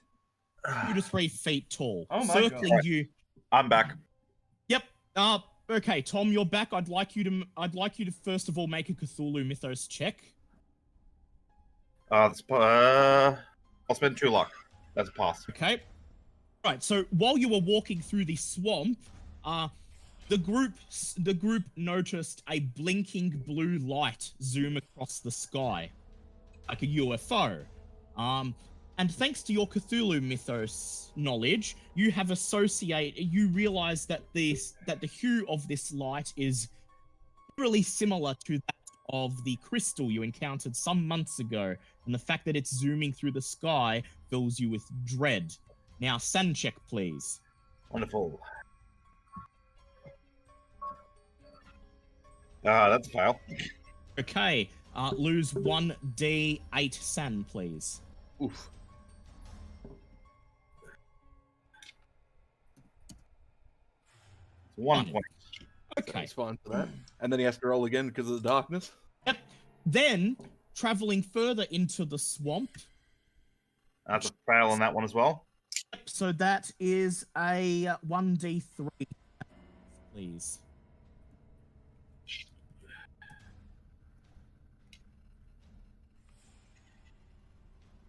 Two. So you lose 3 total. Trees grow gnarlier and more intertwined as the sky is suddenly blotted out and all is thrust into darkness like pitch black of a moonless night. The party has just heard something running in the undergrowth. Liam and Dylan have spotted something moving about 2 to 3 feet tall, circling around the party. And Matt is currently striking a match on the lantern. All right. I'll draw my rifle and fire at the moving figure. Right. Okay. Matt, what's your dex? My dexterity. My dex is 60. 60. Right. When what's Matt's? 60, but my dodge is higher. Yeah. Okay. I just want both of you to roll a D100, please. Oh, Wait. This isn't a skill check. Just I roll it. lost the Discord window. 58. Right. So, as Ron strikes a match and begins to light the lantern, you're not taking any chances. You raise your rifle and fire at the moving figure. A hard firearms check, please. I'm gonna get shot, aren't I? That is a hard pass. Nice. Doesn't sound like it. Bang! Fire your gun. You hear the sound of your bullet hitting something. You hear a splash as something heavy falls into the water. And then you hear the pitter-patter of faster footsteps running through the undergrowth. Make a spot hidden check, please. Fail.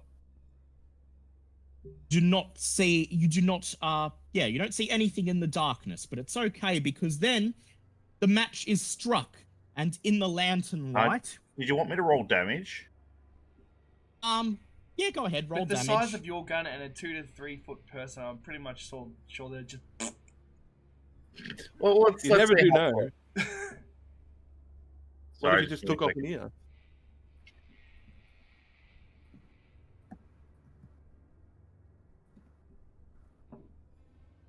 Ooh, That's a 18 lot of damage.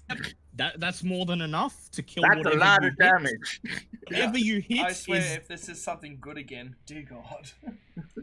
it's another random pretty sure I'm these dead kids right in now. the swamp. The match is struck, and as the lantern light fills the area around you, you notice that in a circle surrounding the party is a pack of unusually large black dogs, their eyes seeming to glow in the flickering lantern light.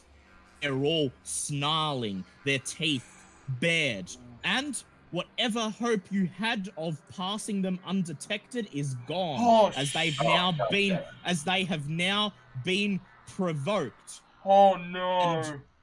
En masse, dogs makes a beeline for your group. How many are there? Okay, at least 5 or 6 of them. Oh, fuck Is there a off. corpse of one around? It went in the Oh. water. It's fallen in the water. You notice a misshapen thing lying in the water, which is presumably the dog you blew away. The shards Um, of what's left. I can't. Um- I can't dominate dogs, can I? No, you can't. Shit. Okay, so what are your dex values? 60. My dex 60. is 60, Mine's 40. 70. 40, 70. Okay. All right. Dogs rush at you. Rush at the person who fired the gun. Ernest, you may make a dodge or a fighting check. What's as in unarmed? Yeah. Yes. I'll make the unarmed. That is a pass. 3. 9. Raise your arms, and as the dog leaps towards you, you hold out your gun and your arms. You push it away as its teeth graze the skin of your arm. Take 3 points of damage as the dog lands back in the swampy water. 4 of the dogs back up and begin barking and growling, while another dog fixes its eyes firmly on luck. What is your luck values, guys? 35. 45. 53. And Matt's won't be below 50, so... Another another dog fixes its glowing, hungry eyes on Professor Longfellow and leaps at him. No, Would you like to make a dodge or a fighting check? I suppose I'll try a dodge. All right, let's. That's fair. Dog leaps on you and pushes you down, splash into the swamp water. The dog begins viciously mauling you, biting into your chest. Whoa. Take 4 points of damage and a bleeding. Okay, Liam, you're up. What do you do? There's no way we can get out of this, is there? Well, you can think of. You could fire, hope to kill them in time. You can try to run, although they'll probably catch up to you. Yes. Are there any trees around? Yeah, they're everywhere, gnarled together, bent over, twisting amongst each other. You know what, screw it, okay, yeah, it's fight time, I mean, there is a chance that if we kill enough of them, they'll just run away. Yeah, Yes. I fire. Because they might just be random wild animals. Yeah, fire. That is correct. Fire my magnum. Make At? a firearms at any of the dog that's hit. Are you gonna fire it? Shit. Are you going to fire at the ones away? The one that had just attacked? Oh yeah, the one that attacked you. Okay, good. The one that's got him pinned to the ground. Yes. You know, the one Make- that I would very much like That to is kill. a critical pass. Yeah. Right. Roll for damage and double it, please. Yeah. Okay, shit, what was it again? 1d10. That's 4 plus a d. Oh, I don't have a d4, so I had to roll it here. Roll 1. I really hope the music Oh. isn't a sign of what's about to happen, because it's very somber. So what- Somber. So that's Indeed. 4 plus. Was it plus 2? Yeah, that's 6. Yep. And double it. Okay. So 12 12, altogether. Boom! Fire your magnum. Dog's head explodes and its headless body rolls into the swampy water, allowing Professor to climb back to his feet. Okay. Let's go to Ron Constantine. Your turn. Alright, I'm going to shoot one with my shotgun. Right. Firearms check, please. Oh, can I push that? Yes, you can Oh my push it god, if you like. come on. Oh, Yeah! thank fuck. Boom. Ooh, Roll for damage, please. that could have been awkward. Yep. Especially if you fail again. Yeah, I'm pretty sure the shotgun would have exploded in my hands. Yep. It's an old gun. 20. Oh, dear God. Oh, yeah. That dog instantly before you is reduced to a red paste. What dog? Dog that the one that he shot at that was No, attacking. Yeah, seriously, what what dog? All I I said always was... think Red blood. Just red paste now, Hmm. leaving 3 dogs that are barking and growling furiously. Okay, we go to Ernest von Schaff. I take aim at the one that tried to maul me, and I'm going to put a bullet in it. Firearms check, please. That is a pass. Roll for damage.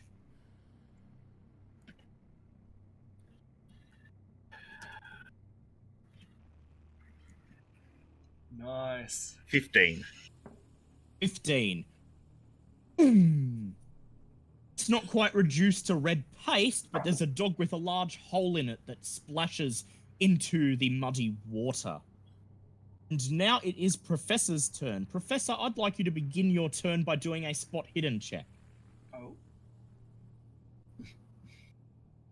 That is a pass. As the 2 dogs before you growl and drool hungrily, you notice 6 more sets of glowing red eyes just beyond the trees. Oh, God damn it. Fuck off. I see. How far away did you say that tree was again? How It's far? about- Okay. you could run to it, but there's a chance you'll get caught if you run to it. Yeah. How far away are these new eye sets from the ones that were already in It'll combat take with? them. It'll take them another. It'll take them a bit to get to you. Okay. Then well, since I didn't have time to prepare my weapon before I got knocked to the ground, I suppose I had to spend my turn to do that. Right, make a dex check, please. Are we gonna die this early? Hard pass. Run, and one of the dogs begins running towards you. You make your way through the water and reach for an overhanging branch. You grab hold of it and you pull yourself up. The dog begins scrabbling at the tree trunk below you. I'm not real sure how this works in terms of time, but can I yell to them that there's more coming as I Yes, do you this? can. Yes, you can. Then I shall do that. Gentlemen, there are more dogs on the way. I suggest you take cover. Well, shit! At this point, the dog scrambling to get to you rushes towards the nearest person, Tom Salick. Make a dodge or a fighting check, please. Okay, what have I got? What's my higher? Dodge is higher. That is a hard pass.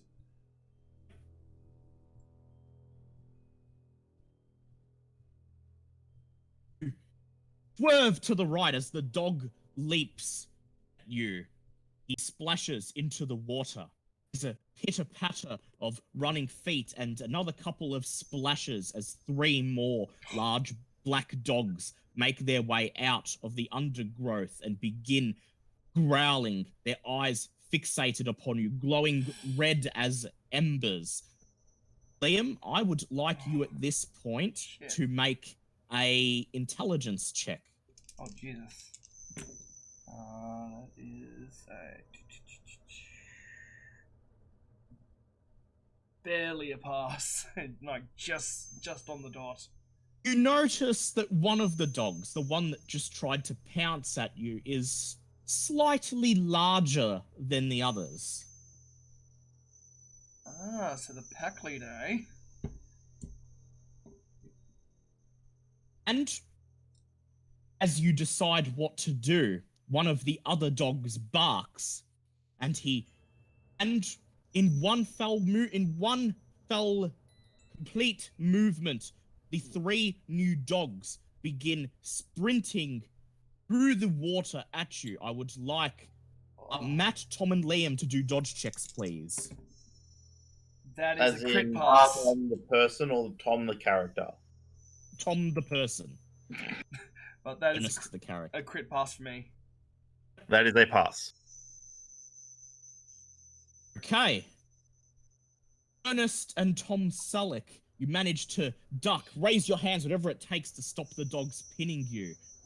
However, the largest dog, the Pat leader, leaps and pins Ron Constantine to the ground. But I pass. But he got a hard pass. He passed Aw. harder. Pins you to the ground and with a howl and a snarl begins to claw at you with his sharp claws. You Great, I'm gonna get torn apart again. Fucking take- hell. take 4 points of damage. Liam, it is your turn. Yeah, aim the magnum and just unload Oh. it into the back leader. Question: does my trench coat actually reduce damage, or we Yes. just? Yeah, you took 5, I reduced it to 4. Okay, cool.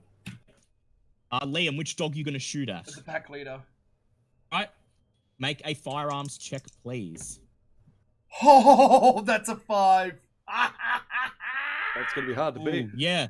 All right, roll damage and triple it, please. Okay. Wait. Oh, triple it. Oh. DM's being nice. Really wants you to kill that dog, yeah? Yeah. No. Oh, he just wants us to survive.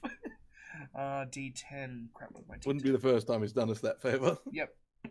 Okay, that's a 7 plus a D4 plus 2. Okay. Roll 1D4. So 9 plus 2. 9 that's damage. 9 triplets.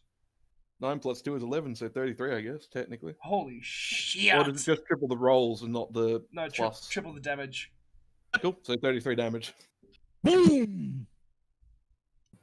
Constantine happens to be right next to you, so all you need to do is point your gun into the dog's eye and pull the trigger.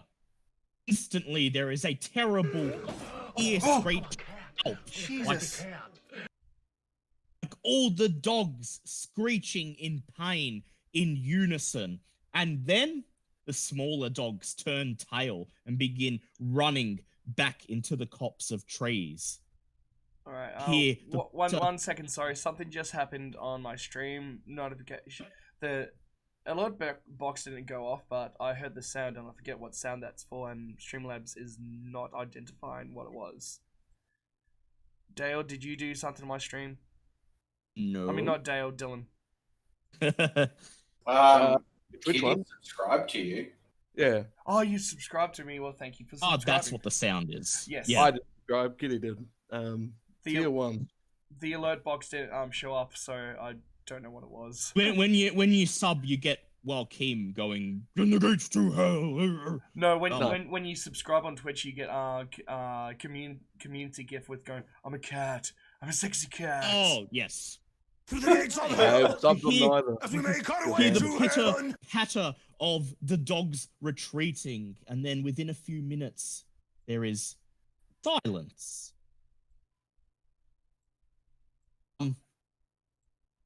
Almost as quickly as the darkness converged upon you, it now dissipates, and what sunlight is able to penetrate the canopy of the gnarled swamp fills the area, allowing you to see clearly once again. So we can see clearly now the dogs are gone. We can see all the obstacles in our way. Around you lie the gnarled, twisted trees of the swamp and the red, muddied water beneath you, filled with the blood of the strange dogs which lie dead, scattered around, clearing. Alright, I'm gonna try bullshit medical to try heal Professor. All right. First aid. I've got decent first aid. I can try and heal myself. Yeah, go ahead. First aid checks. Okay, Anyone who that's- wishes to heal. That's a Oh, that is a critical. It's a critical. Okay, you Critical gain health. 1d3 experience. You gain 1d3 HP. Experience. Uh, 1d3. Experience. I don't have first aid. Is a 19 count? Yes. Yes. Oh, come on. That's 1 HP for Liam and Matt. Oh no, I'm healing Dylan. Oh, yep. Okay, so that's 1 HP that he gains. Well, thank you. Ernest von Schaff, did you pass your first aid check? No, I did not. Fortunately, you didn't pass it. Just a quick question: is this still technically the same day? Yes, it is. I'll try first aid on myself. You can go ahead. Oh, that's nearly a pass. You could spend luck on it. No. I don't have Right. enough luck. Guys, Nowhere near enough luck. guys, bandage up your wounds. Bandage up the professor's wounds as best you can. And And hope that- once we're done bandaging up our wounds, can I do an occult check on the dogs to see if I recognize them? Yes, you can. Would it be worth it if I done a mythos check as well? Oh, can I push it? Yes, but I will say that in Caution this against case, a failure might be dangerous. That is That's pass. That's a I was gonna fail say, for my remember that mythos. porcupine? Okay, would anyone else like to do anything with the dogs? Well, that's a fail for my mythos. Ernest, would you like to do anything? Would you like to do anything with the dead I'd dog? like to examine the corpse of the male, the alpha. Alpha male, okay. I'd like you to roll a natural world check, please. 62. Natural world.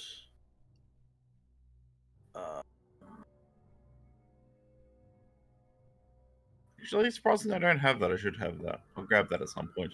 But no, I do not. Pass. Would you like to? In that case, would you? Yeah, that's fine. You don't find. We'll What wait about and see what survival? happens. I'll. Okay, try a hard survival check. Hard survival. That is unfortunately not hard. I'll have a look at the wolves, see if I can see anything. Attempt a hard survival check or a natural world check if you have it. I will do natural world. That is a pass. Okay, I'll just. Right. So first of all, Ron Constantine, you look over one of the dogs and you based on their black fur and the way their eyes glowed red, you can only think of the tales of hellhounds, perhaps the possessed dogs that are whispered of in these parts. I wish to take out my machete and slit the belly of the large beast. I Right? want to check the contents of its stomach to see what it has been eating. First of all, I'll describe what Professor finds as he examines one of the dogs, because he passed his natural world check. Black fur is unusual for wild dogs. It's usually a mottled grey. There's something slightly odd about their facial structure. It's thinner, more pointed than usual, and these do not resemble any species of wild canine that you are aware of. Right. What about wild lupine? Yeah, wild lupine. It does. They are more wolf-like than dog-like, but they still don't resemble wild wolves. Excellent. To the pitch black fur. Yeah. Okay, Ernest, you retrieve your knife, and you go to slash open the belly. I'd like you to do a hard spot hidden check, please. Fail. As you reach down to cut open the dog's carcass, you fail to notice the small shudders of movement it produces. The dog's carcass is moving, or rather, something inside the dog is moving. Oh no. You slash Good work, open the music. belly. Slash open the belly, and you have just enough time to see something black and slimy lash out at you. Make a hard dodge check, please. Oh no. Critical I'd pass. say that's probably a pass. Critical. Leap out of the way as a large black mottled tentacle extends from the beast's belly and lashes at you. It's Yes. unable to hit you, but the tip of the tentacle wraps around your left wrist. You feel something sting underneath like an insect bite, and you take 1 Even point with- of Even with a critical pass? No. yes. You feel something sting, like an insect bite. You take no damage. However, you take no damage, however, but you feel a painful sting, and then the tentacle lets go and drops lifeless to the floor. Right. This is the equivalent of a facehugger. Right, shoot him. Well, no, I'm going to see if he tells us that he got stung or not first. I'm not going to mention I got stung. Of course you're not. Nope. You're the worst kind of survivor. I'm Yeah, gonna. I'd like you.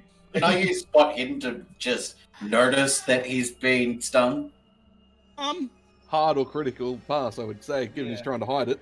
And also you- considering I did critically pass my dodge check, he still Yes. somehow went with stung. Yes. What you did with your critical dodge, you avoided. Okay, so the normal dodge pass would prevent you being grappled, and the hard or higher prevented you from taking the lashing damage. Okay. So fucked either and, way. and I'd like you to make a sand check, please. No, he's not fucked. No, any of those rolls, it would have been. He's gotten a fail, 1, maybe. fail my sand check. Right, I'd like you to lose 1d6 sand, please. Oof. That's some strong psychotropic poison you've got there. I'm on shrooms.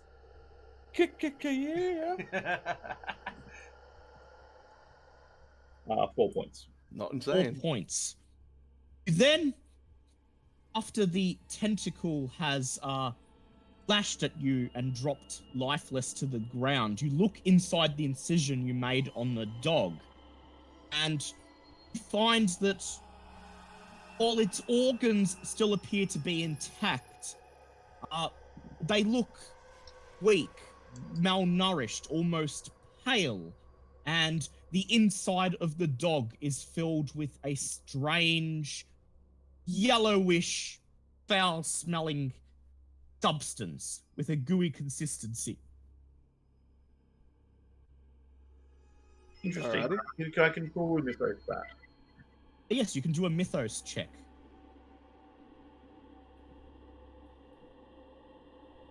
Right, I'll be back. I just have to quickly go to the toilet. Can I do an occult check on it? Oh yeah, you can come over and do an occult check. Was that a pass on the mythos I check? know, fail. Oh, okay. All you know is that it may be similar to the thing to the substance from Lucky Spines, but it's not the same. Meanwhile, Ron Constantine comes over and has You're a like look. really muffled right now. Sorry. Ron Constantine comes over and examines the goo, and you can't tie it in particular to any occult myth, but you believe that the substance may be functioning as a type of blood replacement for the dog. I was going to say, I was going to do medical on the organs and chemistry on the goo, but if he already knows that it's that, He just suspects. If you want, Fair you enough. can take a sample and have a look. I would like to grab a stick and have a look at the goo. Yep. Right, chemistry first. Yeah, I'll roll my chemistry first. That is a pass. You take a small sample of the goo and you examine it. You can tell that it appears to be organic, some sort of secretion from a creature. It's not acidic. You could touch it just fine, and it reminds you of sort of like it has the same consistency as blood, which backs up Constantine's theory that it's performing the same function as blood, but it's not quite the same. The color is obviously wrong, and you'd need to have a detailed look in a lab if you were to determine any of its chemical components. I'll try and secret away a little sample of that. Now Is conduct it, a is it medicine more like check on- clotted blood or just plain blood? Like They were bleeding normal blood, but they also have copious amounts of this substance in them too. And then I'll try my medical check against the organs, and that's a fail. Yeah. You can tell the organs, as Ernest pointed out, they appear to be sort of malnourished and sickly, but you can't indicate anything further than that, at least not with a detailed autopsy. These organs are made of organs. You no longer appear to be in danger, so you decide to press on to the fisherman's cottage. The music says otherwise. The music definitely says S-Burster, even if the DM says safe. Okay, I would like Constantine to do a navigate check, please. With advantage. Well, that's With advantage, It's gonna pretty pass high. anyway. Yep. Yeah. Okay, that will prevent you from getting lost as you make sure you're on course to the river where the fisherman awaits. Ernest, I would like you to do a spot hidden, please.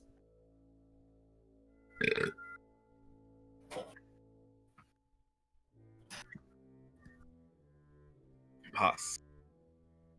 As your colleagues make their way further into the swamp, you lag behind them a little bit, and then you examine your arm where the tentacle grabbed onto you, and you notice 3 tiny holes spaced equally apart, about a centimeter between each of them. The holes are barely bigger than pinpricks. So I notice anything, any discoloration or anything around the area? Not yet. Would you like to attempt a medicine or first aid check to see if you get any more? Right. That is a hard pass. It's not visible at first, but you look down and you look at the skin carefully, and there's very, very slight discoloration, and then you feel the area and can just barely make out a very slight lump under each of the 3 holes. I'll pull my belt knife out and I'll try and dig one out. Right? Would like you to make a hard dexterity check, please. That is about it. All right. Well, you do manage to get one out, but in the you cut yourself. Deal a point of damage to myself. Yep, you take a point of damage as you make a deep incision into your arm, and you immediately begin bleeding. Just before you stimmy the bleeding, you look inside and you see 3 tiny circular objects embedded just under your skin. Cool. I'd like to remove them. Quickly pull them out and then wrap a bandage around the bleeding cut. Now holding the strange objects. I'll drop them in the formaldehyde jar. You pull out your little formaldehyde jar and you drop them one by one, each one making a soft little splash as it sinks down to the... I try and disturb them a little bit. Like, I'll give a swish around with a stick in the jar and see what happens. Swish them around, and they appear to have some level of buoyancy. They float to the top of the jar and then after a while begin to very slowly sink back down to the bottom. All right. You show them to anybody. No, I just put the jar away. Right? Okay, I would like whichever of you has the lowest luck, in this case it would be the professor, to make a hard spot hidden check, please. So what have I missed? That's fail. That's failed, that's fine. Ernest has examined his skin, found strange lumps, cut it open, caused himself damage in the process, and extracted 3 small white round objects that were embedded under his skin. Oh, lovely. So he got himself more screwed from the dog. Yeah. You see Notice that Ernest has fallen a little bit back and he's fiddling with something, but you can't quite see what he's fiddling with, and you just assume he's adjusting his either reloading his gun or adjusting his safari clothing or extracting supplies from his backpack. Yeah. Ernest, is there anything else you would like to do?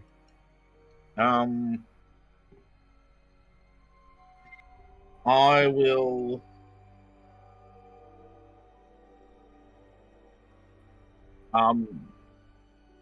Make sure. So, I'll unbutton the sleeves of my car keys so that they form a long sleeve so it covers the bandaging.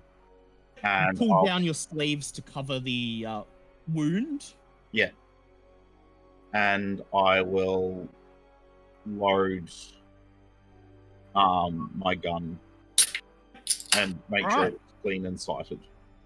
And then you stow the formaldehyde jar into your backpack. Yep. Okay. A couple of hours later, you find yourselves coming up upon the fisherman's cottage. It's now mid to late afternoon. Lucas Devlin lives in a small, ramshackle wooden shed on the edge of the mist-shrouded riverbank, just 100 or 200 yards from the lake. Smoke rises from the shed's chimney. Nearby, a small wooden pier juts out into the water. A small boat with a pair of oars is moored to the pier. The shed is small, barely big enough to hold Lucas, let alone if you were to all enter and question him. Contains a small cot, table, and a couple of chairs, all visible through the large front window, and fishing gear is stacked up outside the front door. Empty bottles of bootleg whiskey are scattered about the front porch, in plain sight. What would you like to do?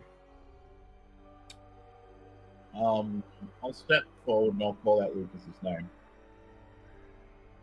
The door immediately is flung open, and a rugged, dirty-looking man grasping in one hand a bottle of whiskey and in the other hand a large fire poker steps out. He looks around, his face manic, and he says, "That you, girl? You better be bringing back my fucking..." You're gonna have to repeat that. Says, "That you, girl? You better be bringing my fucking boat." Actually, we're here about the girl. Actually, wait, no, that wasn't my voice. That was another character's voice. No, it's like, oh, we're here about the girl.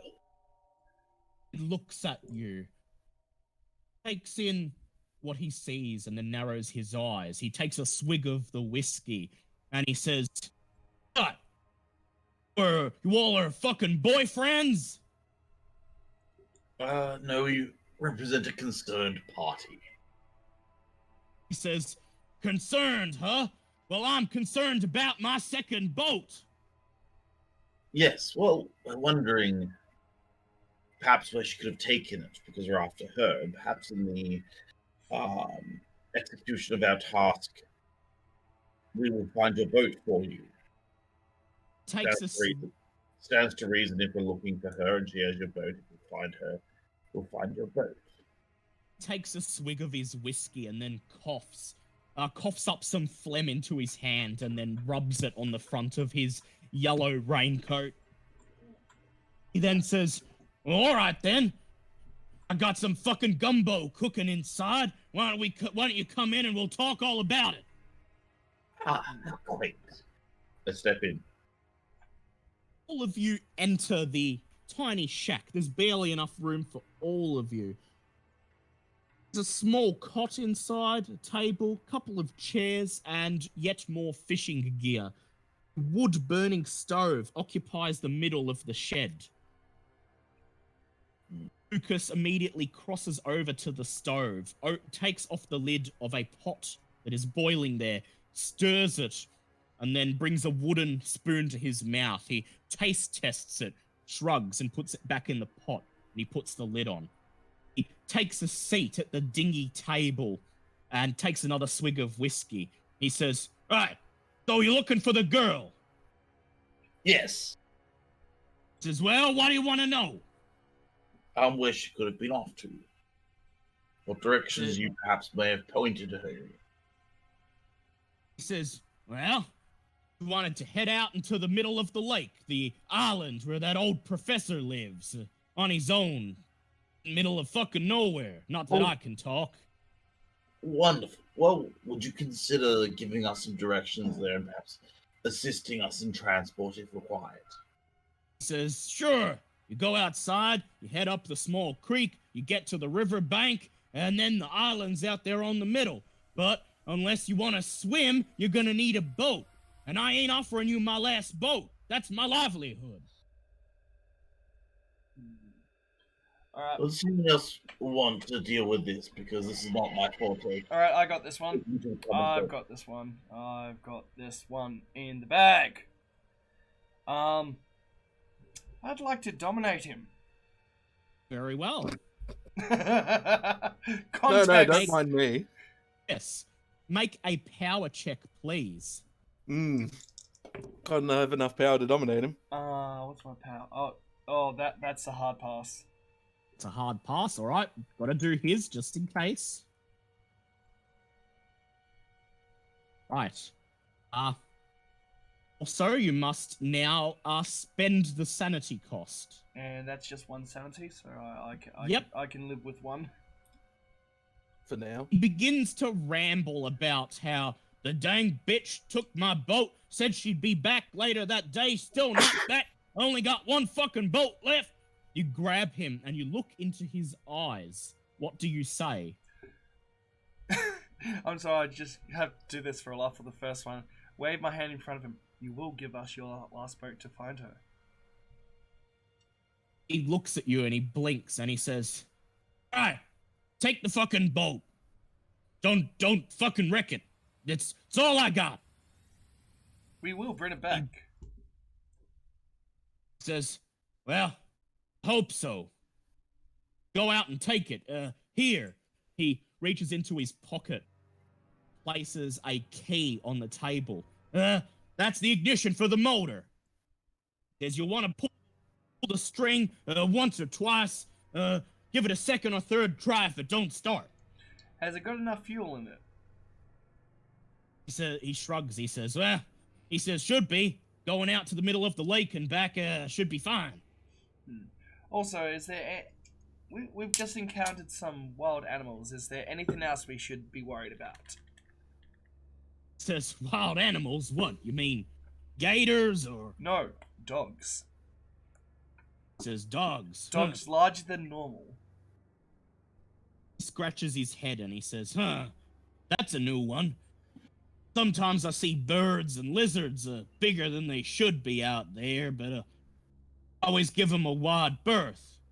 Of course, unless it's the swamp monster you're talking about. Yes, I would like some more information about the swamp monster. I believe the shopkeeper said a few names. Does Glucky sound familiar? He looks at you. He says, Glucky.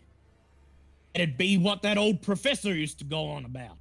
Back when we used to talk face to face in either case. As he came down here for some peace and quiet to conduct some research, took one of my boats one time, helped me to he needed my help to lift this big fucking blue rock out of a nearby cave, dragged it out. Professor took it to his house, and never seen it again after that.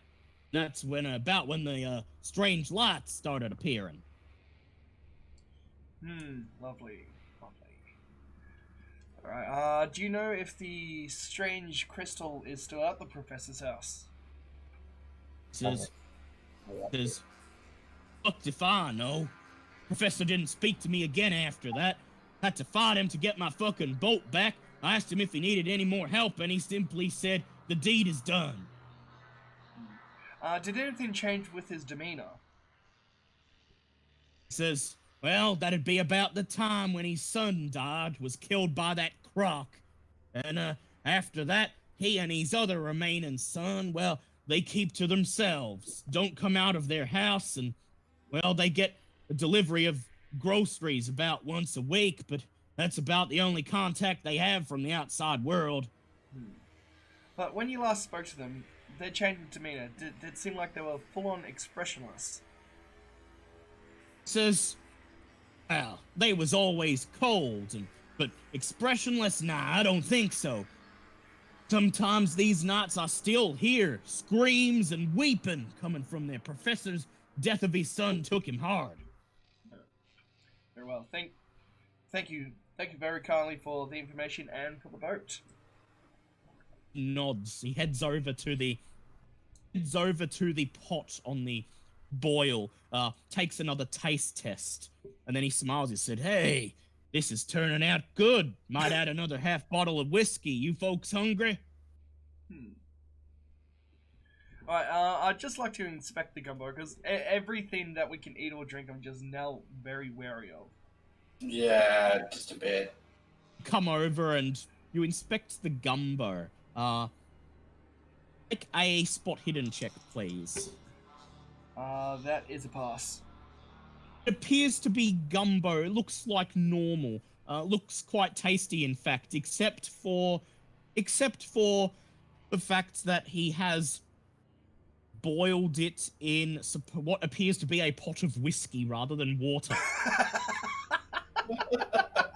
Oh my god, that's awesome.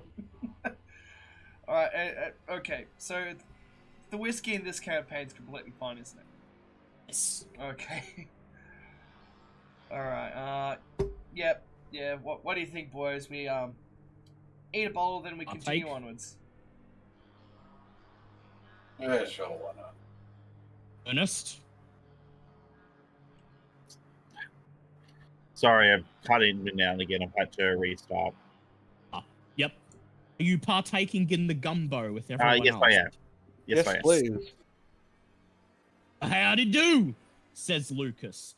He gets out 5 chipped, dusty-looking bowls and pours a serving of gumbo for everyone present. He digs into his almost immediately and loudly licks his lips.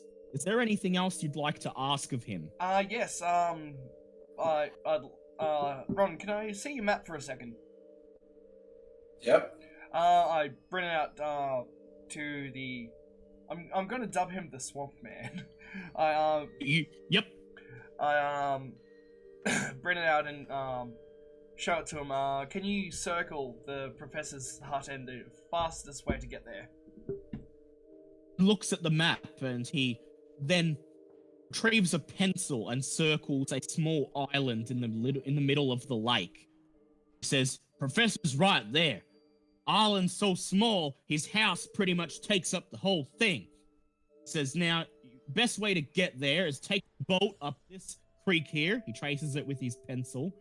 "That'll take you out onto the lake." Then puts a large X on the north end of the lake, and he says, "You want to avoid this cave. It's where the professor and I dragged that big blue rock out of.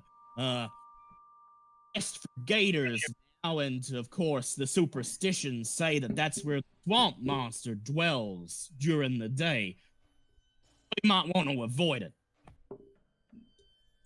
Thank you very kindly for that. We'll take that under extreme advice. Is there anything anyone else would like to ask him about in particular? Not that I can really think of. I think I'm satisfied with it. Your microphone's a bit, Tom. Wait a second. Oh, there we go. It was fine then. I'll turn down the groovy a bit. Yeah, that'll help you. Is because I think that was a very loudly pitched thing, and I think I was trying to process too much at once. Yes, no, I am quite satisfied with the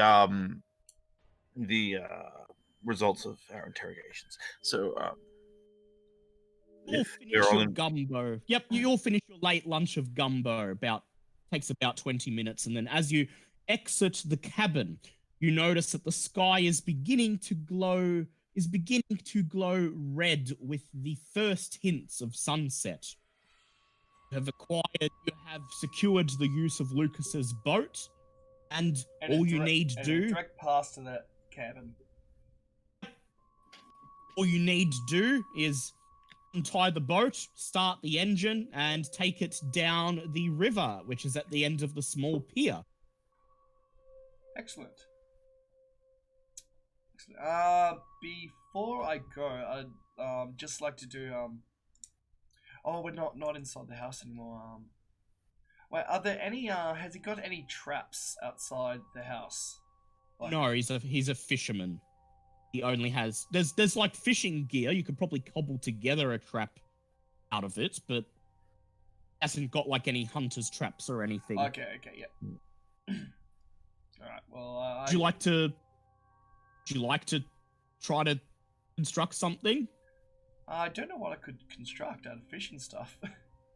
Yeah, so probably best to leave it in that case. Actually, wait, because fishing person, he would have like not exactly a fishing spear.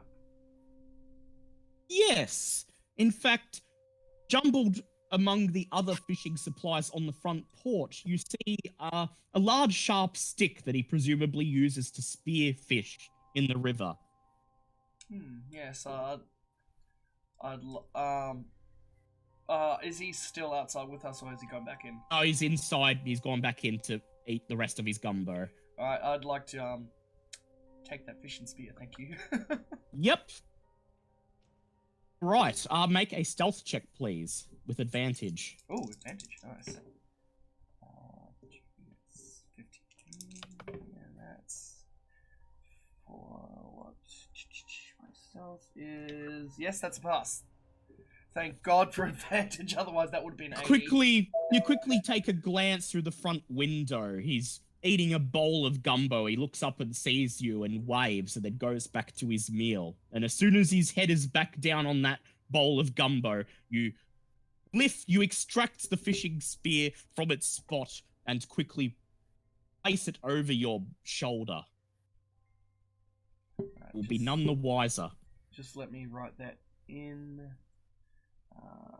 Fishing spear. Yep. Right. Walk out onto the small jetty and you pull the loop of rope over the wooden being the boat, and then you all step into the boat. Insert the key into the ignition on the motor and make a luck check, please, Liam. That is a hard pass. Well, actually, no, it's like you don't need a hard pass, do you? And the engine roars to life on the first try. Begin to slowly pilot it down the river. River runs from northwest to southeast and moves very slowly. Algae covers the top of the water, and ripples from the mosquitoes and other insects continually disturb the calm surface. A smell of rotting vegetation hangs over the river, and the mouth of the lake can be seen just up ahead. Ernest, I would like you to make a power check, please. Nope, I think he's having troubles again. No, I've got it. I'm doing it. Is that a pass or a fail? That is a pass. Pass. You're simply watching the tree line as Tom Selleck pilots the boat down the creek, and notice something moving back in the swamp. A large humanoid shape crunching through the trees. You turn to tell your associates about it, but it is gone. Make a sand check, please. Oh dear. I'm so good at these tonight. Open this back up. That is a failure. Lose 1d3 sand.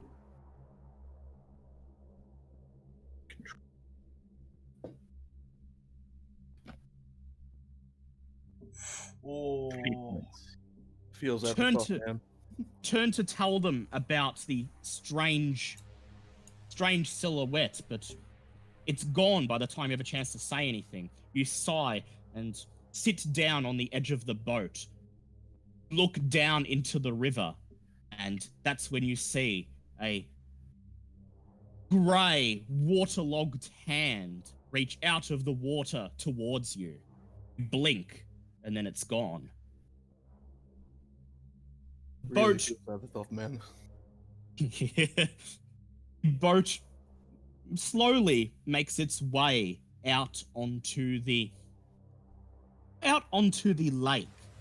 Water is calm here, perhaps too calm. There's no ripples, not even the tiny ripples of water birds or insects disturbing the surface. It seems as if this water has remained still for all of time. And as you slowly sail across the carpet, the yellow colored carpet before you, towards the professor's island, a thick mist begins to roll in. It's an almost supernatural speed and density. That can't be good. Okay, I would like all of you to attempt spot hidden checks, please. No, I think it's That is a hard pass from me. Hard pass, That's yep. a normal They pass for pass me. from myself. Yep. As the boat sails across the water, you once again feel that feeling of foreboding, of oppression, of being watched from when you first entered the Hockomock swamp. And you watch the water for signs of movement. That's when you see it. Something lurking below the surface of the water, just barely visible. A large, misshapen black shape of indeterminate appearance, at least 5 or 6 feet wide, just watching, waiting, not moving. All right. Ron Constantine, you get a slightly better look at it, and you watch as it waits, and the boat goes past, and then what passes for its head looks up at you, and you see waterlogged, deformed human face smiling. Sand check for you, please. Oh, yay. Oh no. Oh, that is. Yeah, that's a pass. You still lose 1 sanity. Aw. Would anyone like to do anything? It's alright, I've got 69 sanity. You got what, Santi? I level my 69. rifle at it. Yeah, don't fire just yet, because it's just Yeah. waiting at the moment. I'd like to just keep it prepare my trained. pistol.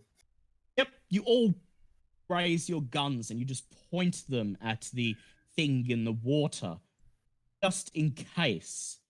And I think that says "fuck off" in any language. yeah, It's open. and the boat continues to make its way across the water. Tom Sullick, do you speed up in the boat, or do you continue to travel at the same leisurely pace? Ooh, yeah, speed up. All right. I'd like you to make a pilot boat check, please. Oh, shit. That's a 1. Okay, if I don't have it, what do I need for the bare minimum?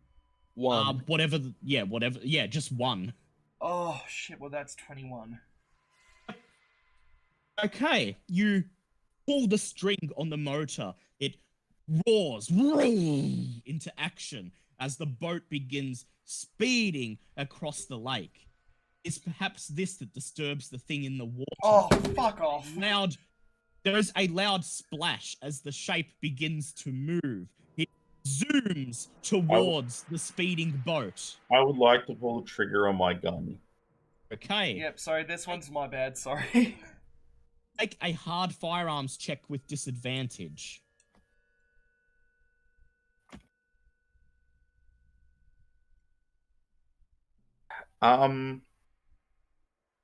So hard would be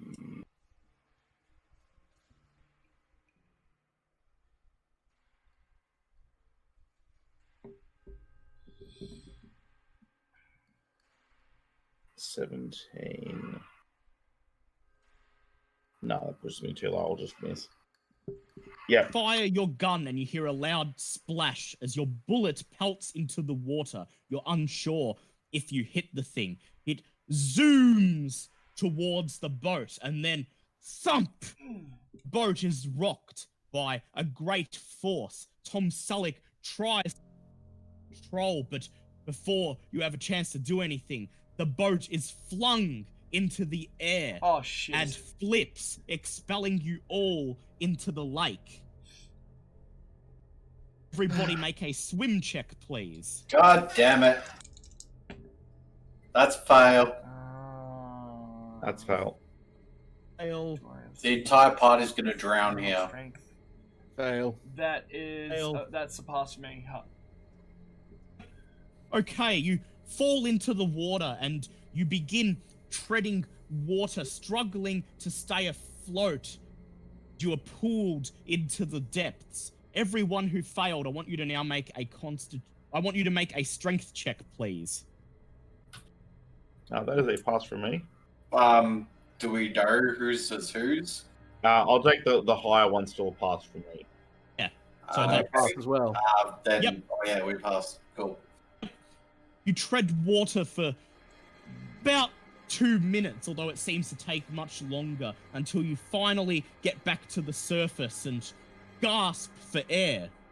You look around, and the thing in the water is nowhere to be seen. Your boat is capsized, floating a good 5 to 10 meters away from where you are currently treading Oh. water. Alright, Who's the strongest And- swimmer amongst us? wait. If we tie our two bits of rope together, would we have enough to make a lasso and pull the boat towards us? Have you ever Yes. tried tying a knot while swimming? It means get to the shore first, I'm pretty sure. Yeah. Okay. Yeah, you could try to swim to the island from here. We could also go uncapsize our boat, which isn't really that hard. Yeah. I could do I was just assuming we were close to shore. I was gonna say, have you You're tried about uncapsizing a motorboat? you're about halfway to 2/3 out onto the lake, so you can swim the rest of the way, or you can uncapsize your boat. It's up to you. I think 5 to 10 meters away is a lot closer than Yeah. shore at this Yeah. point. Might as well try and uncapsize the boat. I don't know how we're gonna go though. Yep. Okay. I guess They're if it's all of relatively- us, we will be doing it with advantage. Correct? Yep. So whoever has the highest strength attempts the check. Alright. that would be 70. That'd be you. Yeah, that's yours. All yours. With advantage, you say? Yep. Yes, with advantage because everyone's helping. Cool. I will spend the 6 luck for that. No, you rolled both dice, yeah. You swim over to where your boat is capsized, and with a group effort and bit of exertion, you flip it over. It appears to be none the worse for wear, a little bit battered, but still seaworthy. However, the motor is waterlogged and no longer functioning. Shit. Oh dear. Well, that's fine. I'll get myself back onto it. Is my rifle still slung across my shoulder? Yes, it is. Wonderful. I'll use the butt of it as an oar and paddle us the rest of the way. I will also help paddle with my rifle. You may attempt to fix the motor if you like, but it Yeah, will nah. take some time, so it's Yeah, better nah. to just paddle it.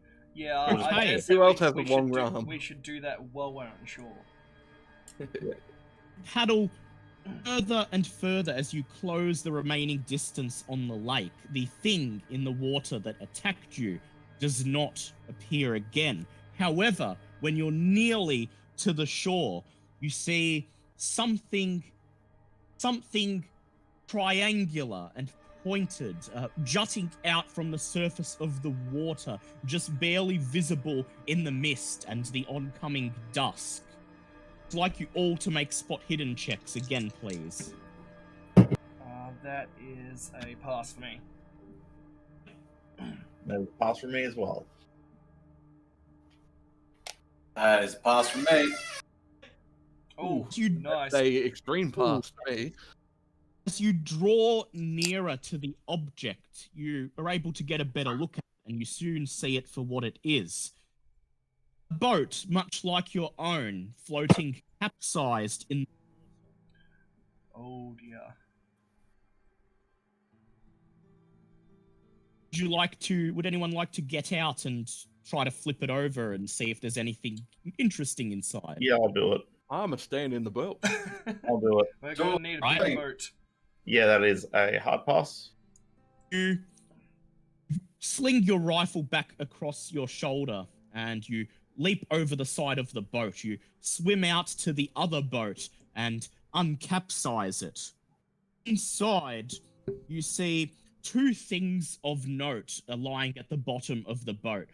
A grey woman's scarf and a waterlogged, barely keeping together reporter's notebook. We'll take the notebook and I'll flip through it while I'm sitting in the other boat. You rifle through the notebook. Most of the pages have fallen out, but you're able to make out the handwritten name on the inside cover, Kaitlyn OBrien.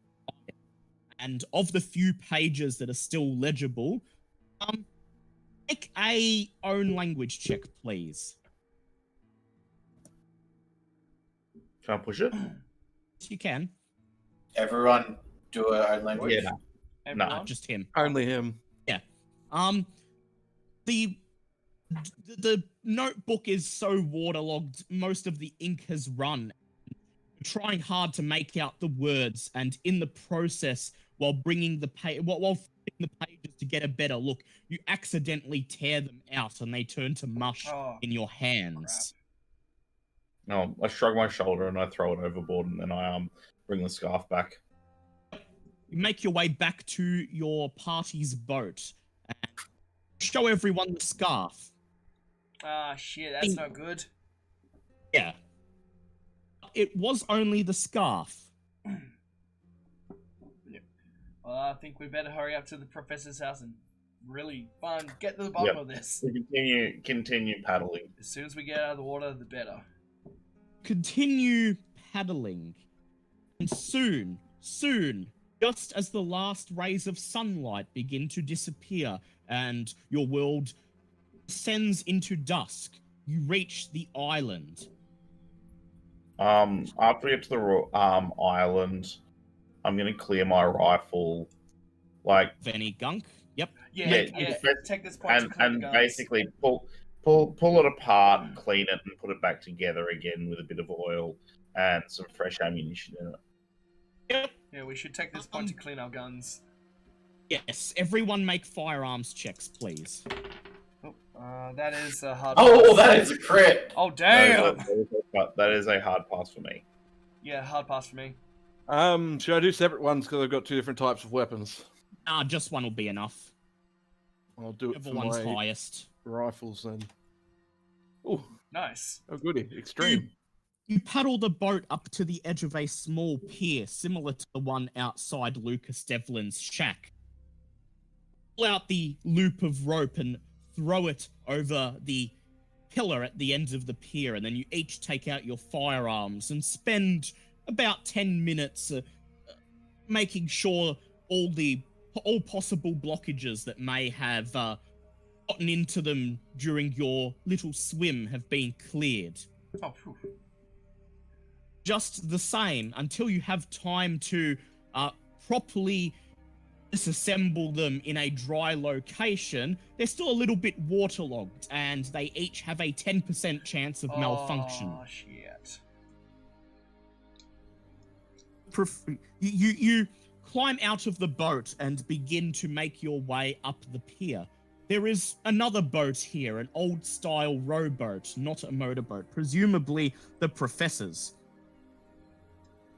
On the island, big enough that it's taking up most of the land on this small chunk of rock, there is a large log cabin with a chimney.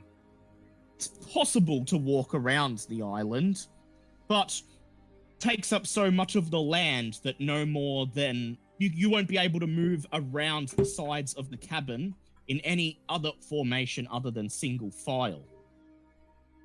Front side of the cabin, facing the pier, has a sturdy front door, window on the left end of the front wall, which appears to open into a bedroom, and another window on the right. However, the curtains are drawn on this one.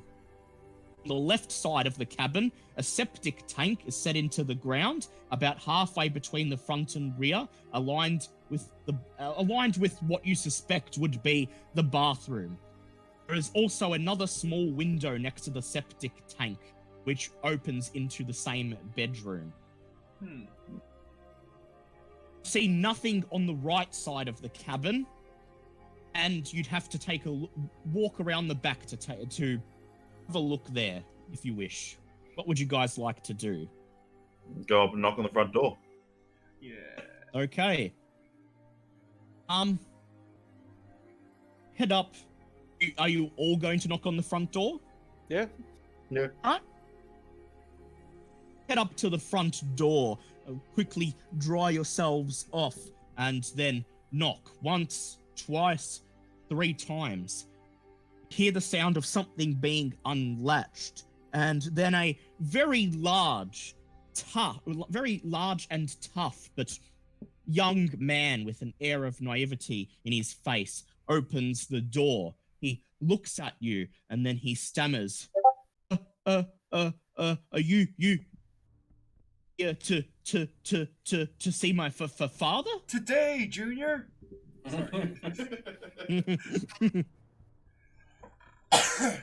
Yeah, we're here to see your old dad. He looks at you. He says, sorry.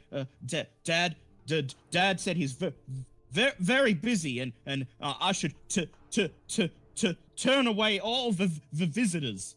But we're not visitors, we're old friends. Looks at you and he says, but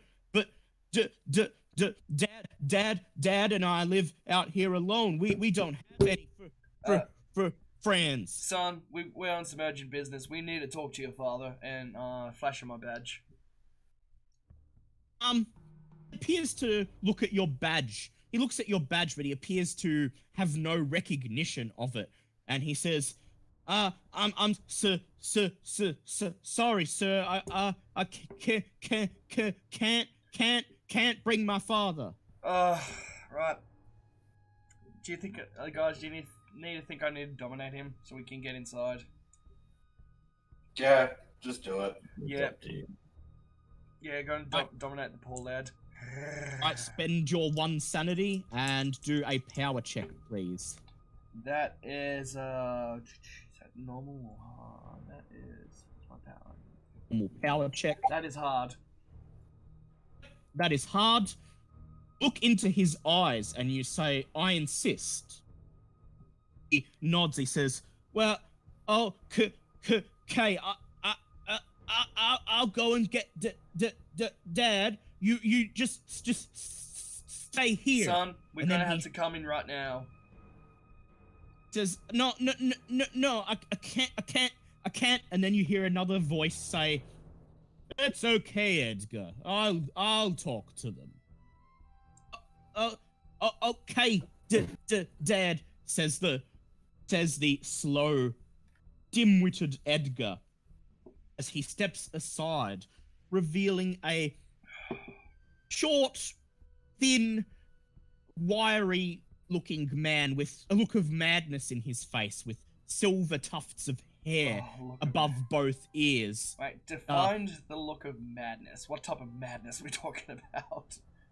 Mad scientist, lightning from everywhere. Imagine mad scientist. Okay, so not like gone mad. Just like, no. Okay. I mean, as mad as a mad scientist is.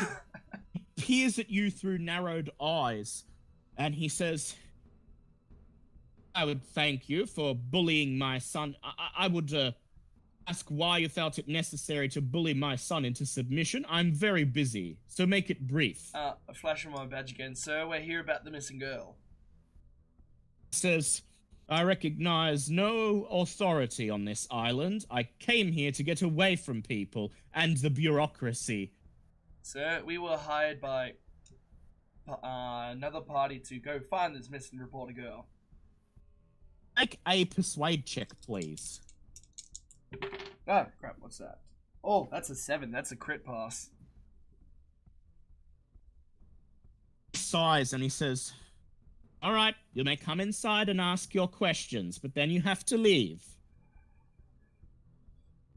Right. Does everybody enter? Yes. Yeah. I'm going to.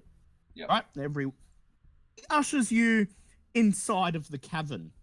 On the other side of the front door is a large living area with a big couch and a couple of chairs.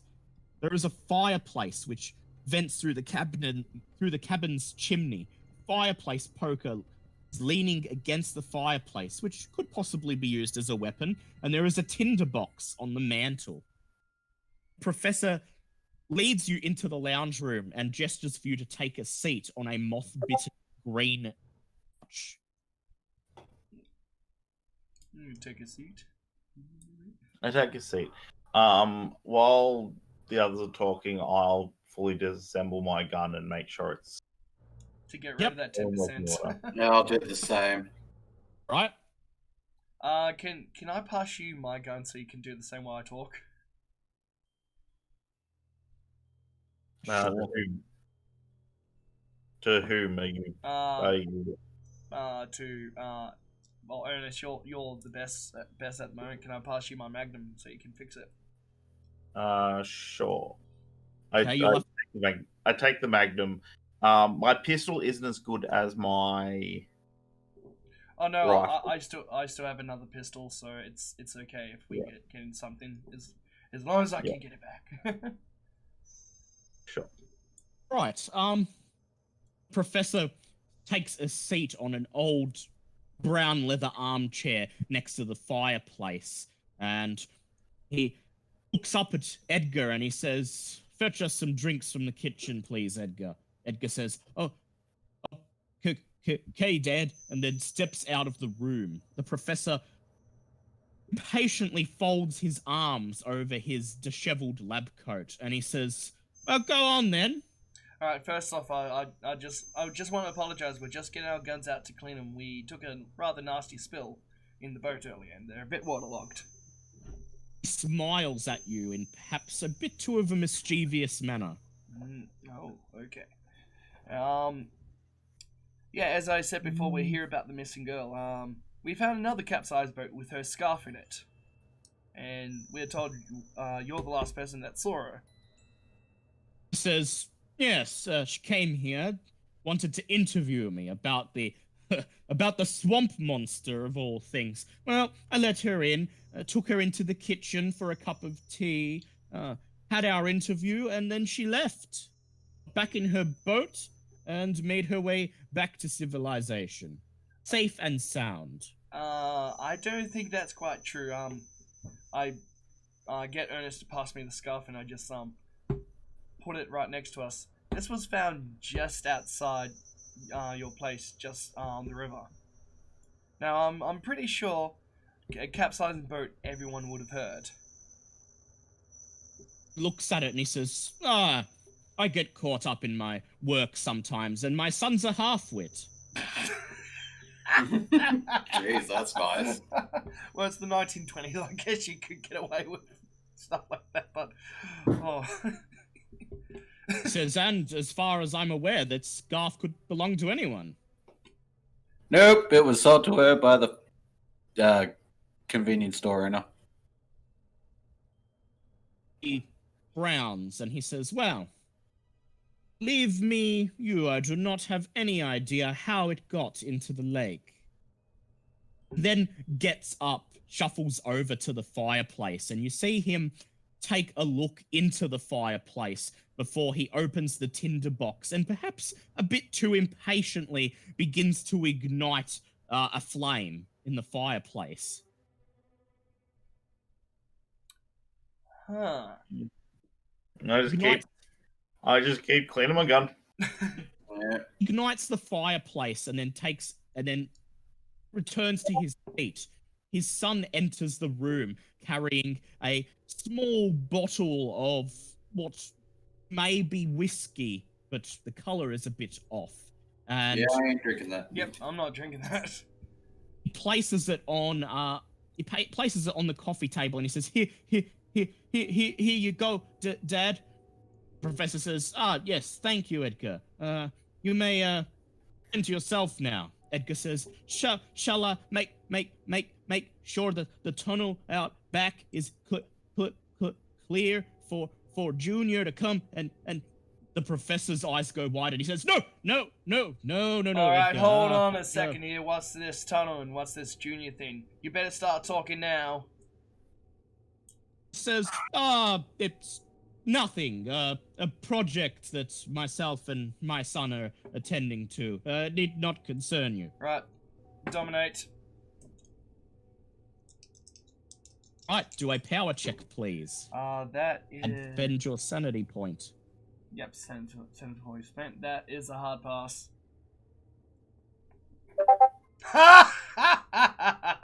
Sorry. Roll another. Oh, what? Oh, Don't no. laugh at the DM. I'm sorry. No, I know, it's not because of that. It's because there are things that are going on that you don't know.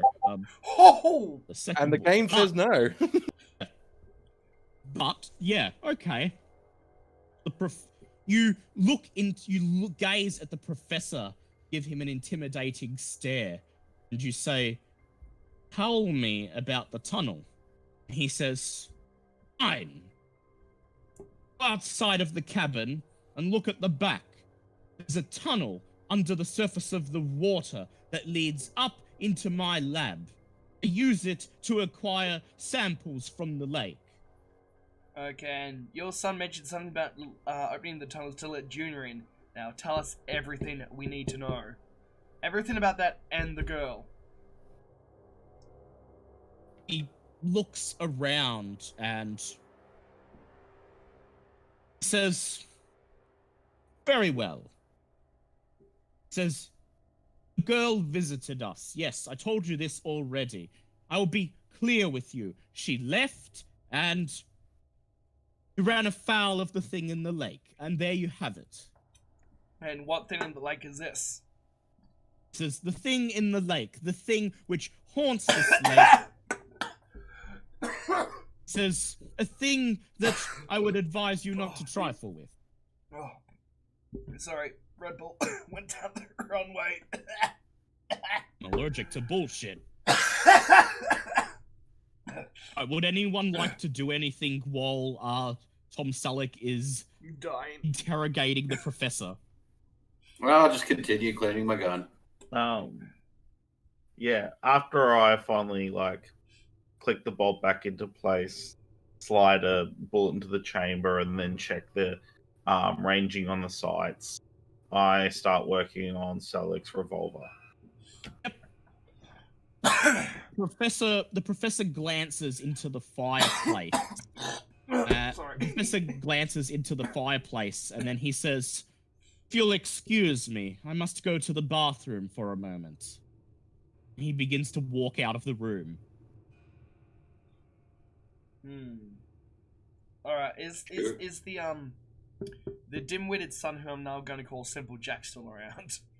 Yes, he's not in the room, but he's somewhere in the house. Okay. Damn it. Well, it sounds like he's going to go after the sun. I would like to have a look at the fireplace. Yep. Very well. Professor gets up and walks over to the fireplace. Make a hard spot hidden check, please. Nope. Would you like to spend luck or push it?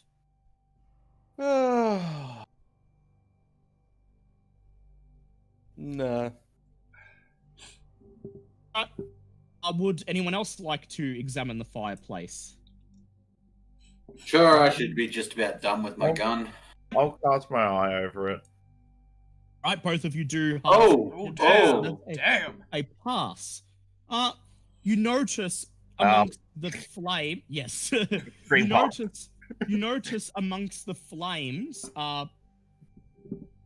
so small now that they're barely visible, almost burnt away, are tiny shreds of both red and blue fabric. Oh. Oh, great. Wonderful. Meanwhile, Tom Selleck, you're going after the sun, are you? Actually, no. I had a change of heart. I want to hang around so I can get my Magnum back. Right. I'm gonna go. What does he have? Any books on display? Not here in the lounge room. None in the lounge room. I'm gonna get up and walk over to the back room, gun drawn. Alright, I'm assuming because you're doing that, you're finished with the Magnum. Yes. Alright, cool. Yes. Alright. You head up out of the couch, make your way out of the lounge, and walk down the hallway outside. You see that there are at least 3 other rooms in the house. The first is, you peek through the door, it's made out like a child's bedroom. There are posters of baseball players on the wall and toys scattered across the floor. There is a second room. You take a peek inside. Appears to be the professor's bedroom. It's bare, save for a dresser and a large king-size bed. There's the kitchen and dining room. Currently, the door is halfway closed, and you can hear the sound of rattling dishes as Edgar performs some menial chore. Next to the kitchen and dining room, there is a large metal door. It is locked with a big iron padlock, and a couple meters away from that, a wooden door which you presume to be the bathroom. All right.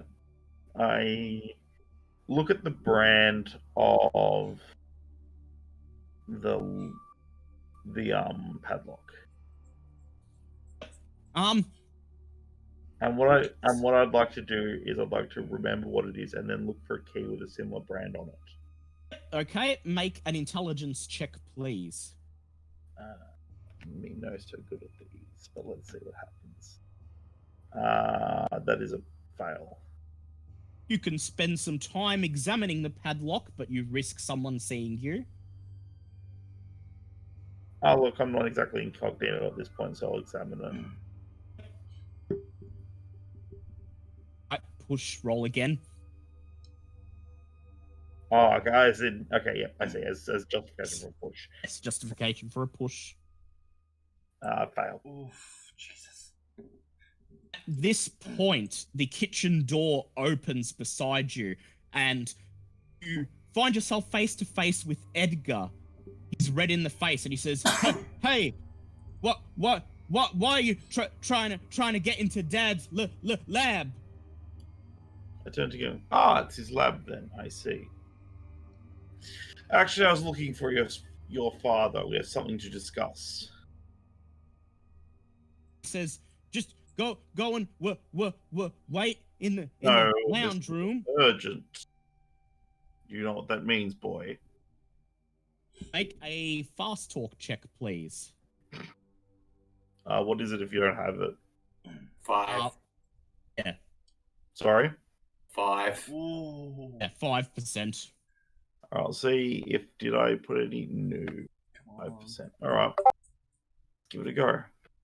Fingers crossed. Survey says. Damn. Nope. Oh. He says, sorry, sir. I can't let. Daddy said no one can get in to the lab. He then reaches for his belt, where you see a large fish skinning knife. I pull back the lever on my rifle and I point it at him. I'm like, "Don't touch the knife, boy, if you know what's good for you." Make an intimidate check, please. Nope. Right. Wait. Wouldn't it be easy to intimidate a simple person? No, He's harder. tough. Yeah, he's tough. Oh, okay. Okay. Right. He pulls the knife out of his belt and looks at you and he says, sorry, Dad said, and then starts to advance toward I'm you. like, step back, boy. Another step, and I pull the trigger. Right. Continues to walk. Do you need some backup? I pull the trigger. Oh god, no, god damn it! I was just saying you should call for backup and I'll tackle him to the ground. What is your dexterity? My dexterity is 60. As your finger. Go ahead. Firearms check, please.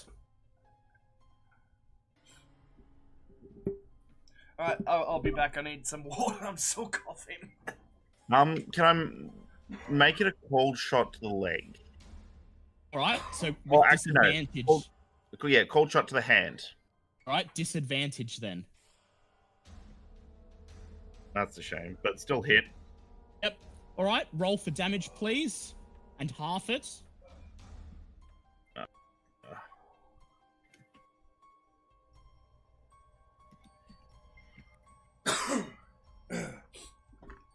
Yep. Alright, what did I miss? He's Tom shooting him in the shooting hand. in- Points of damage to the hand. Oh dear. He doesn't aim have a your hand anymore. gun and you fire. There's a shriek of pain as the simpleton falls to the ground, dropping his knife. This is followed almost immediately by the sound of the bathroom door bursting open. You find yourself face to face with Professor Hodges. Strange markings painted on his face. Oh. Points at you with a look of pure hatred in his eyes. Make a power check, please. Oh, lucky I'm rather good at these. Oh, can I push it? No, you can't, Oh, because it's a shit. combat roll. Bend luck. Can't, it's a combat roll. Oh, Don't no. worry, you may still... He could fail harder. Oof. He did not. Unfortunately, he points at you. Every fiber of your being seemingly erupts into terrible pain. You feel as if you are literally on fire. You are consumed by intense agony, accompanied by bleeding, blistering, and terrible, terrible voices ringing in your head. Then realize that you can no longer see. You are blind. Oh shit. All right. Can I attempt to fire from where it's coming from? Yeah, you can with disadvantage, but first I'd like you to make a sand check, please. All right. Sand check first. Pass. Okay, you still lose 1 sanity. Oof. Kill. Happy with that. And disadvantage, you say? That is a pass. Bang! Roll for damage.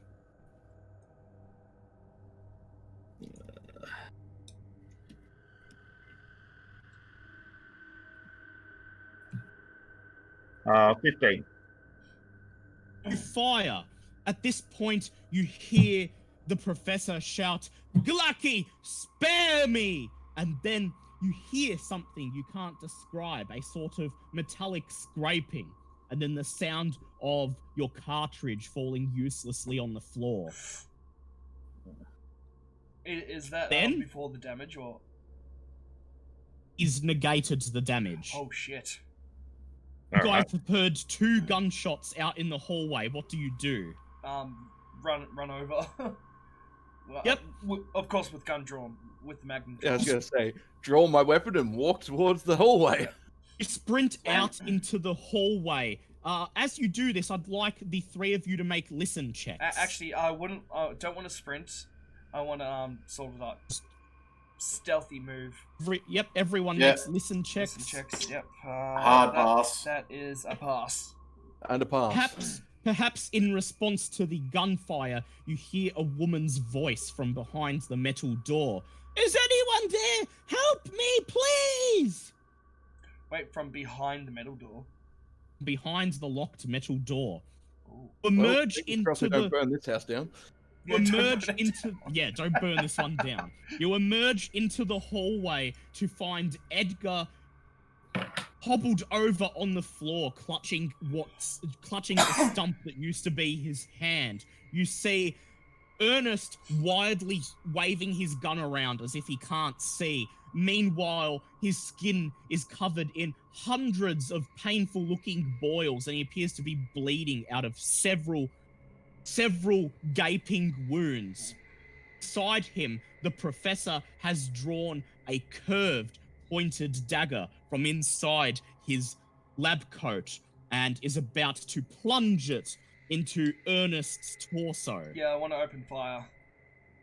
Right? Make a dex check, please. That is a 14. So, yeah, that's 14. pass. You fire. Make a firearms check, please. Oh, baby. That is a...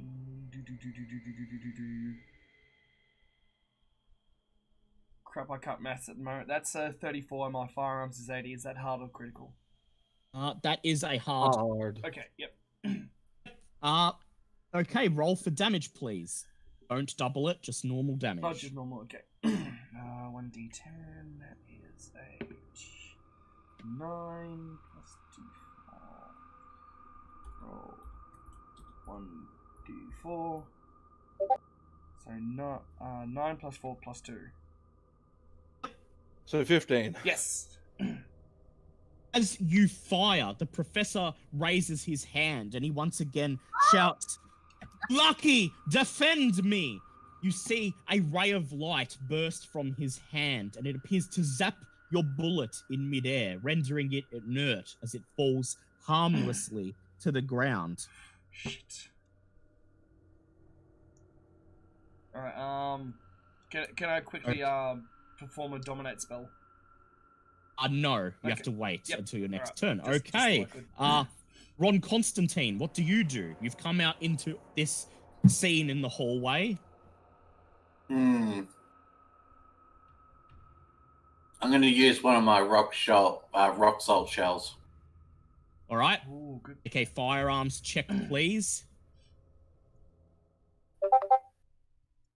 That is a hard pass. That's a hard pass. Roll your damage, please.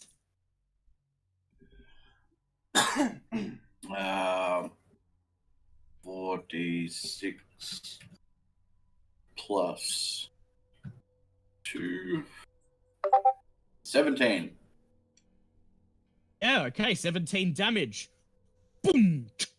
You fire your shotgun with the salt-filled round at the professor. Very nice. He raises his hand once again and invokes the name Lucky. But this time, the shell pierces the light and the front of his torso turns red as you shred his skin. He falls to the ground and begins to form a pool of blood around him. Yay! It is at this point that Edgar's eyes go wide and he says, Dad! He raises his knife and leaps towards who is right in front of him, which would be Ernest. Ernest, make a dodge check with disadvantage, please. Shit.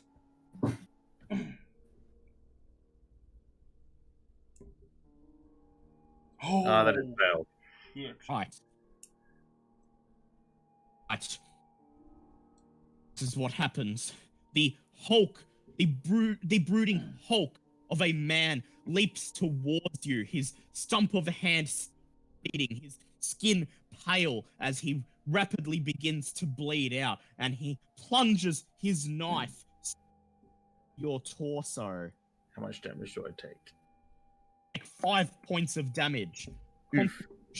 Constitution check, please.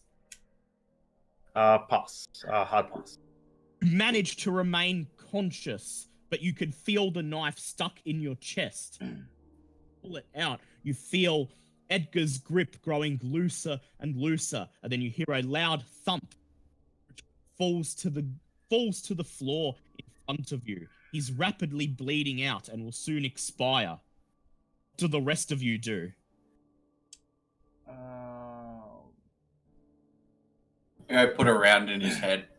No, not in his head. We should deal with the professor then. Well, I was going to say, I put my rifle back on my back, take out my pistol, and shoot the professor. Walk over and Walk shoot up, the professor. you put a bullet in the professor's head. It makes a loud as it hits his skull, but he does not appear to move. Meanwhile, Oh, so Ron he's already Constant- dead. Yes. Okay. Meanwhile, Ron Constantine pulls out his shotgun, aims at the rapidly bleeding out Edgar, and fires, shredding his head and instantly killing him. It was a Ernest- mercy killing.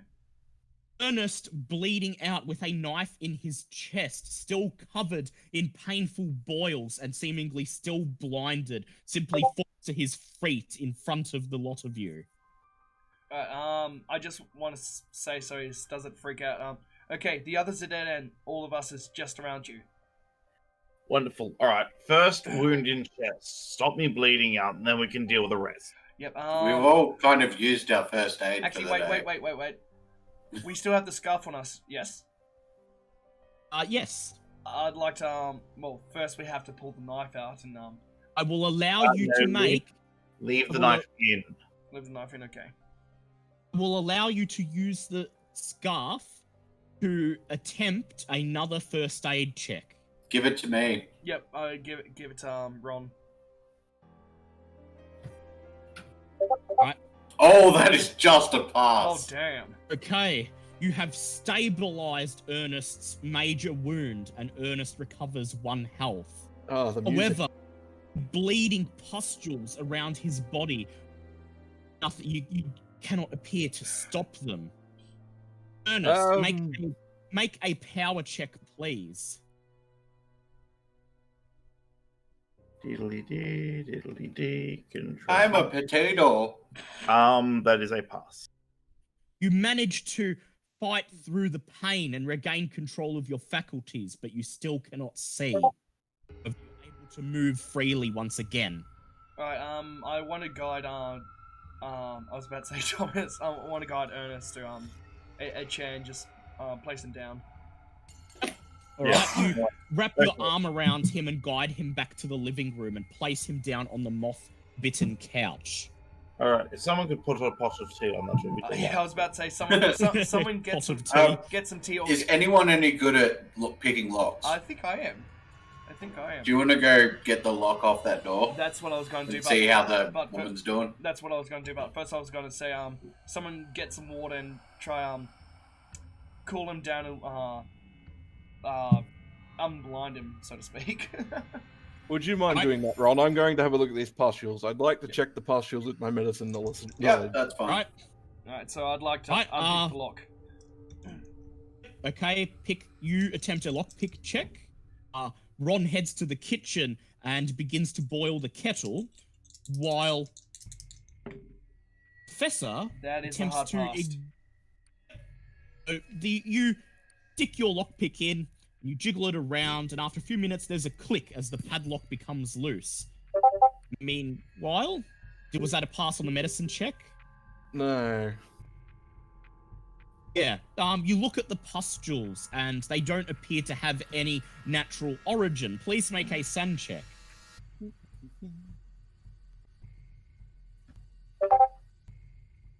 Oof. Lose Oh. 1d6 SAN as you realize that you are witnessing the real, very real effects of a magic spell.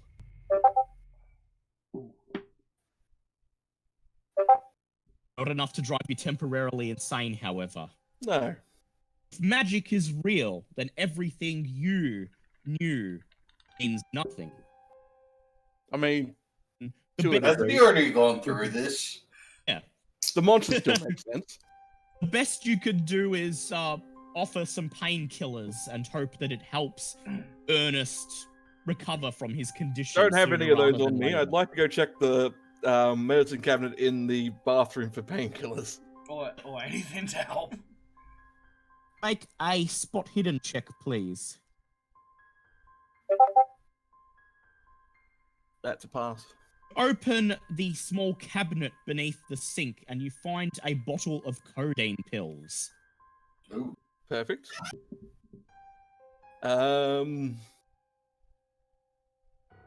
Now, if I want to give him the codeine, do I have to roll medical to make sure I don't OD him?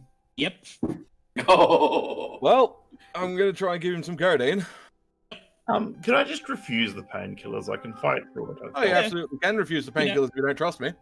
Yeah, I'll just refuse painkillers.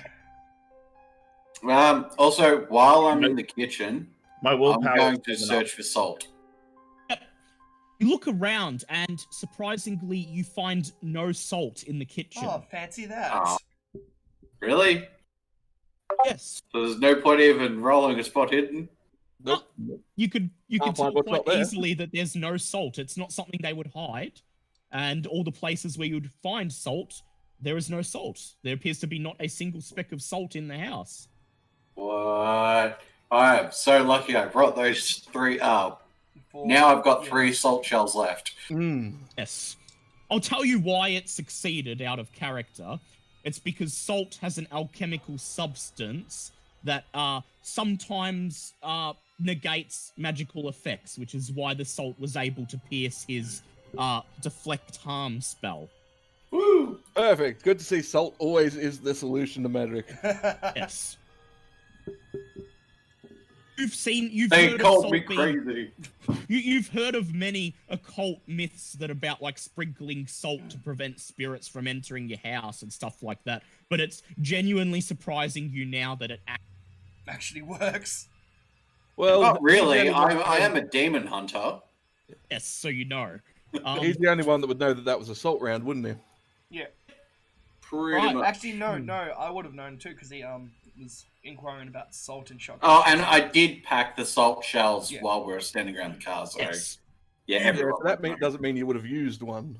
You bring you pour a glass of tea and bring it out to the lounge room to Ernest, who's looking like a bloodied piece of meat by this point. Here you go. Hope this helps with the sanity.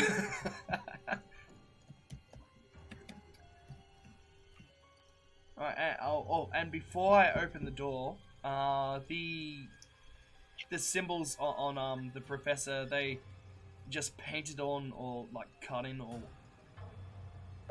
He appears to have painted them on okay. with some sort of paint. Can I do before I open the door? Can I do a mythos check?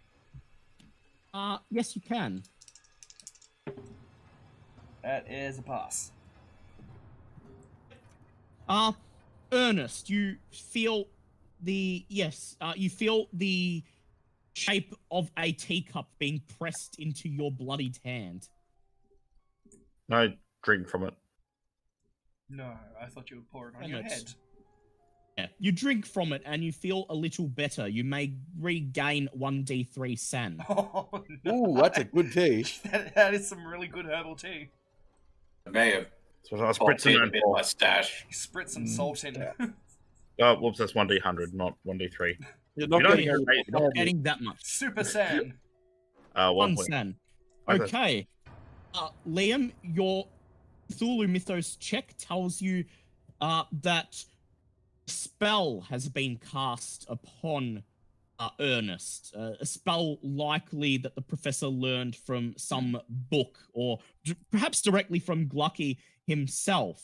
And if it's anything like your Dominate, it will wear off after enough time has passed. Or, as the spell may be all in the mind, if you could perhaps ensure that Ernest doesn't remember that he's been afflicted with the spell, you might be able to reverse its effects.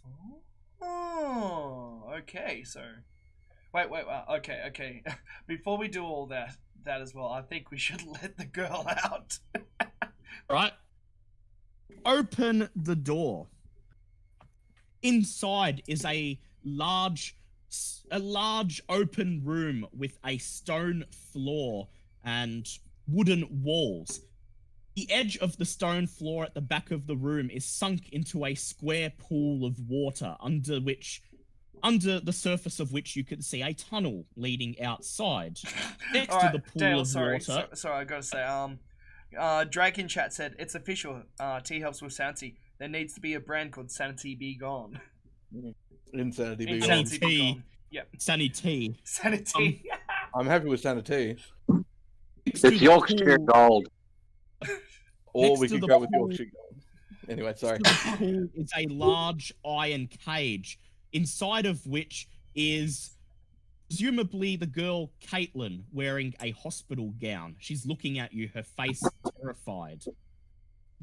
Also in the lab are several steel and iron tables, presumably workbenches, filled with books, vials, and a full chemistry set amongst other scientific implements.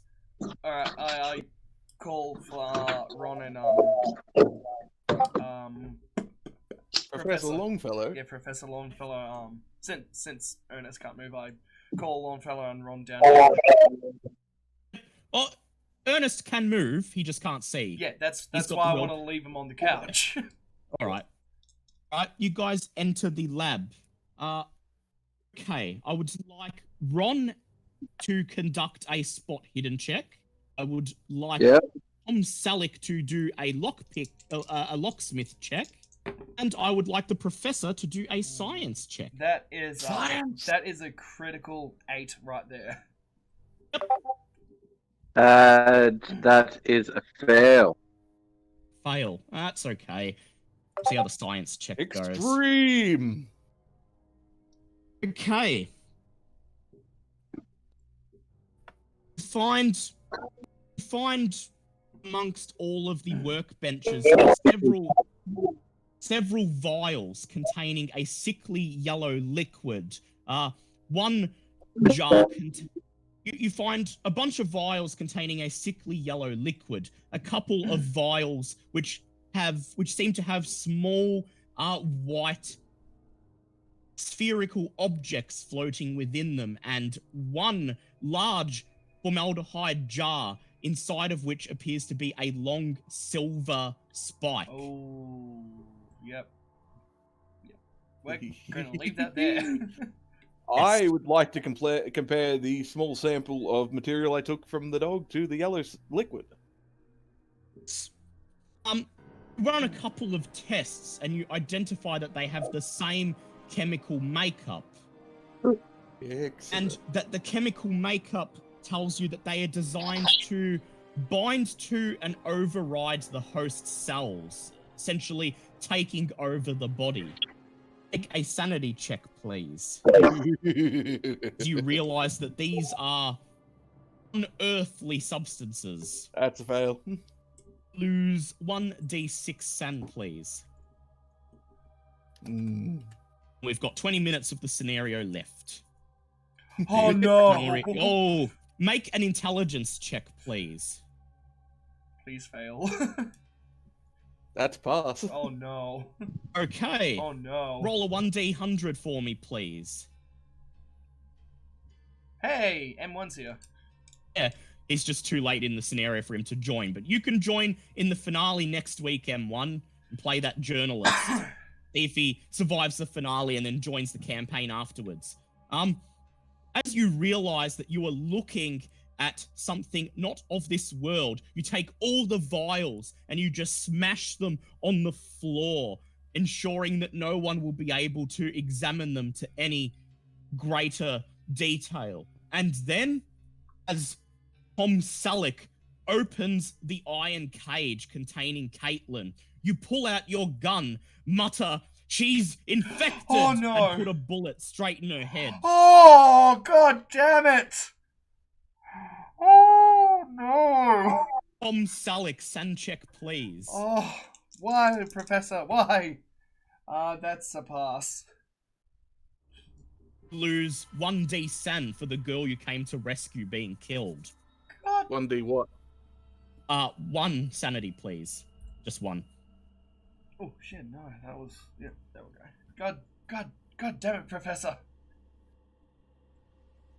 Ernest, you hear a gunshot from the back room. What do?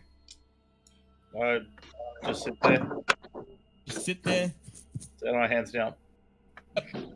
Everyone else, what do you do? I want to look around for to see if there was a book that the professor was reading. Do a spot hidden check, please. That is a pass. You look amongst the remnants on the workbenches, look through the smashed vials, and you find 2 books. One of them appears to be a scientific journal written by the professor. The other one is a much older book, at least a century or more older, with ornate gold-trimmed bindings. The title is Revelations of Glucky, Volume 4. Okay, oh, of course, I'm gonna read it. Okay, that will...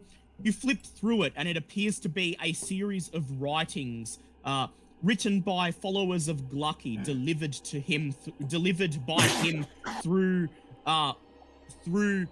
visions and dreams. It contains a number of rituals, spells, and other arcane lore. Will require several months of detailed study to fully grasp everything within. Okay, so just kind of do that off game. That's your mythos tome. Yep. Other book is a journal. Would you like to flip through it? Yes. Alright, hold on. Okay. I have to do this for Kitty. It's a professor! There we go. Naughty Right. professor. I used to think you were crazy, but now I can see you're nuts.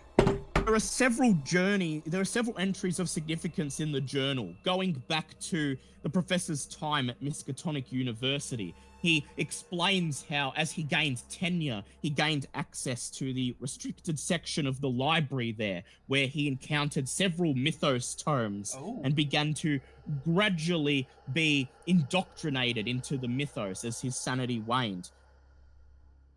It gradually altered his worldview and eroded his sanity. The journal entries become increasingly disjointed and disturbed. In late 1917, he comes to the conclusion that humanity is doomed and realizes that nothing can be done to save it. He cites events such as the Great War and the Bolshevik Revolution as proof that the world is ending, and he does not believe that there is much time left before civilization collapses completely. He convinces himself that Glucky is the only one who will save him and his family, and so he leaves the university and relocates his wife and child to the cabin in the Hockomock swamp. Wait, wife? Yeah, his wife who died in childbirth, Oh, okay. giving In the birth swamp. to Edgar. Yep. Journal entry describes his wife dying in childbirth at while giving birth to Edgar, and goes on to say how he detests the simpleton boy for taking his wife away from him.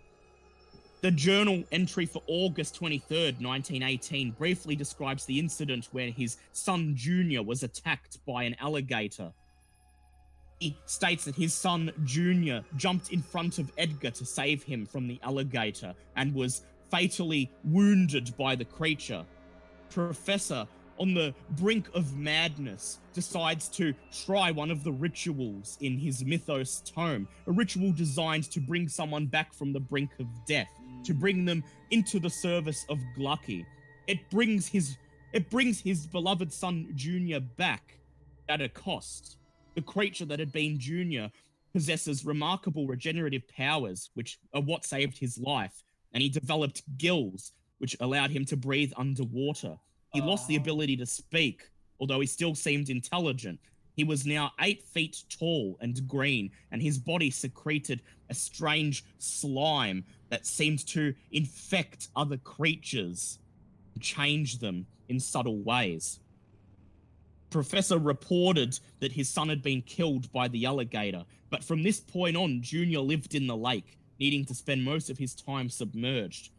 Professor installed a pool in his lab with an underwater entrance for Junior to come and go to visit every evening. Journal entries also mention a partially submerged cave on the northeast edge of the lake in which Junior took residence.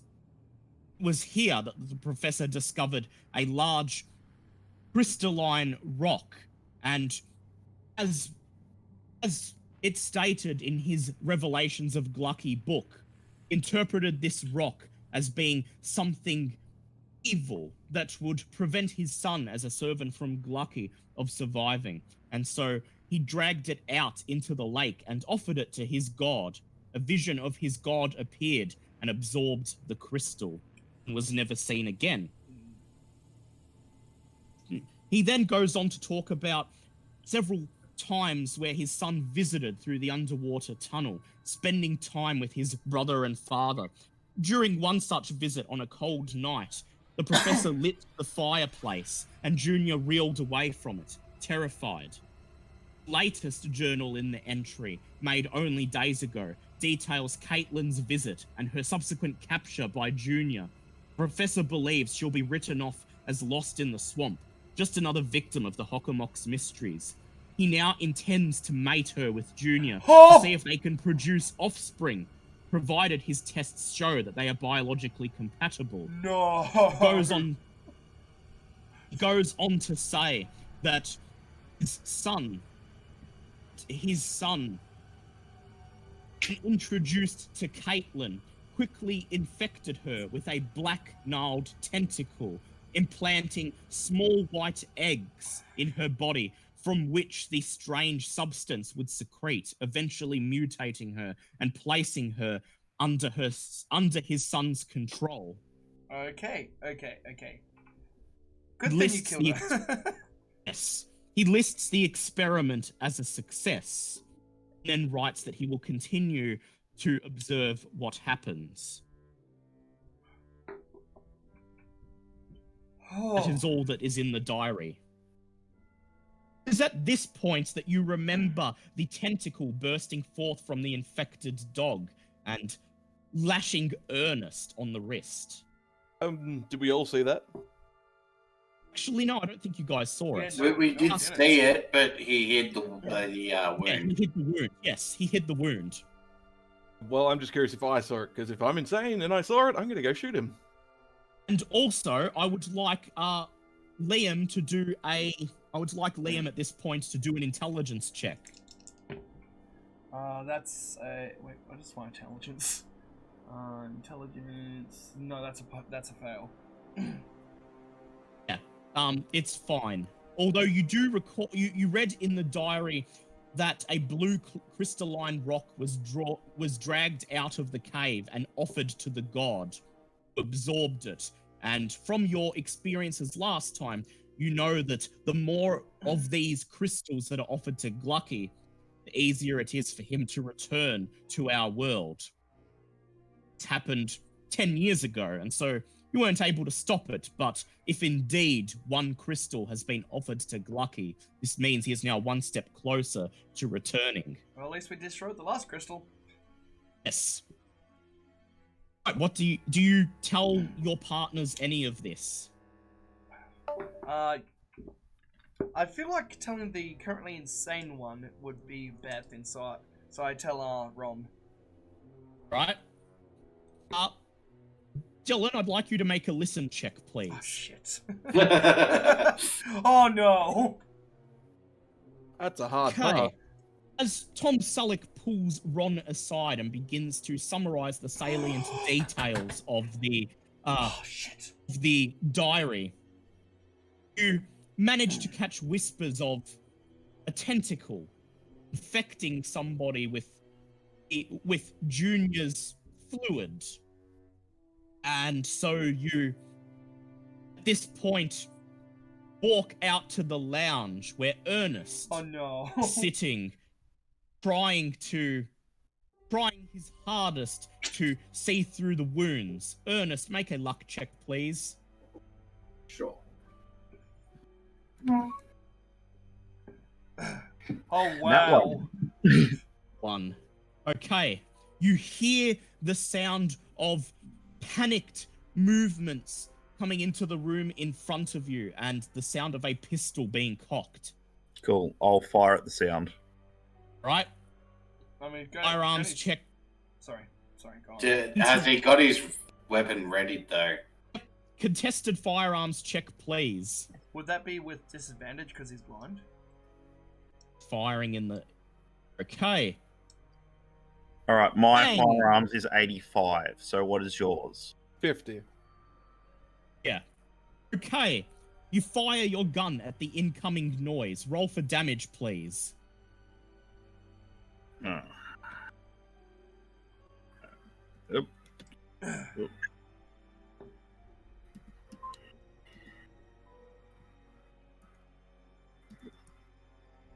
20. Oh, I think you killed the professor.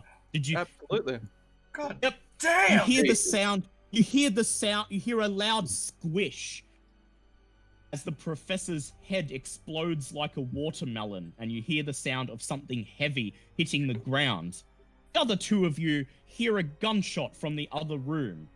Rush out, and you are just in time to see the professor's headless body hit the floor. Ernest brandishing his elephant gun. Both of you make SAN checks, please. That is a pass. That is a extreme pass. I'm super okay with this. Right, you're both okay with it. All right, I'd like to Girl is the yep. I'd like to cast Dominate on Ernest. Ernest, make a power check, please. That is a pass. Okay. Tom Sulik, make a power check, please. That is let's find power again. That wait, do I need to match the power? Get under his power or just do my power? Higher degree of success. Okay. Well, that is a 50. And what's your power? My power is 60. No, that's intelligence. My power is 50. Okay, and your well, power 70, I'm guessing. No, my power is 80. Okay, so technically that's a high degree of success, I think, is how it works. Yes. Ernest wins his power check, and you're unable to dominate him. Okay, all three of you who are still alive, listen checks, please. Oh, fuck! It's gonna be Junior. Absolutely. Glad I'm not allowed to do this That's nonsense. pass. That is not a pass. Can I push it? You can spend luck, or you can just see if the others tell you what they hear. Yeah, I passed. I'll wait and see. Okay, Liam, Tom Selleck and Ernest, you hear the sound of splashing water coming from the back room of the cabin. All right, Alright, I'll put another shell in. I'll put another shell in my gun and I ready it. I'm like, Yep. just tell me where to fire. Ron, put another salt shell in. Yeah, I'm already on that. And I'm going to light the fire and get a break a bit of wood off and I turn to the sound of my friend and I go, "If it's any consolation, I've lived long enough to know the sound of a gun being cocked with ill intent." Yes. yes. I would like for Dylan from Beyond the Grave to make a science check, please. Oh. That is a hard pass. Just before you went insane, you noticed one particular vial was of white phosphorus, liquid fire, and you pocketed it Oh. just before you went insane. It's at this point that it rolls out of your breast pocket onto the floor. You guys see a small vial of white liquid. I'd like to Label. pick it up. Make a science check, please. I was going to say, white phosphorus is the one that explodes if you don't do it right, right? That is a 3. Exactly. That's a 3. You recognize the label, white phosphorus. You know that this will blow up if it's handled without care. It may come in handy. Hear the sound of a metal door being thrown open, and then a roar. Father! Oh, Hear- goddamn the music. Hear the sound. You hear heavy footsteps slowly pounding down the hallway towards the room you are in. Do one thing before you are assaulted. What will you do? Alright, have I already... Until my gun's loaded, and I Sure, will your work gun's- the shot in the direction of the sound. and I'll get my arms to tell me when it shows its head. Alright.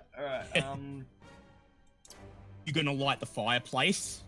Oh, I thought I already did that. You ran over to it, but you're about Okay, to light it now. Wait, wasn't it already lit?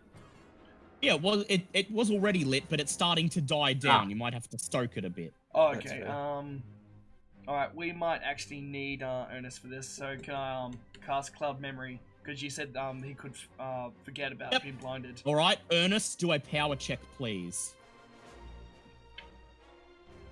Pow. Fail. Okay. You are clouding his memory. What memory in particular do you remove? The memory of him being blinded.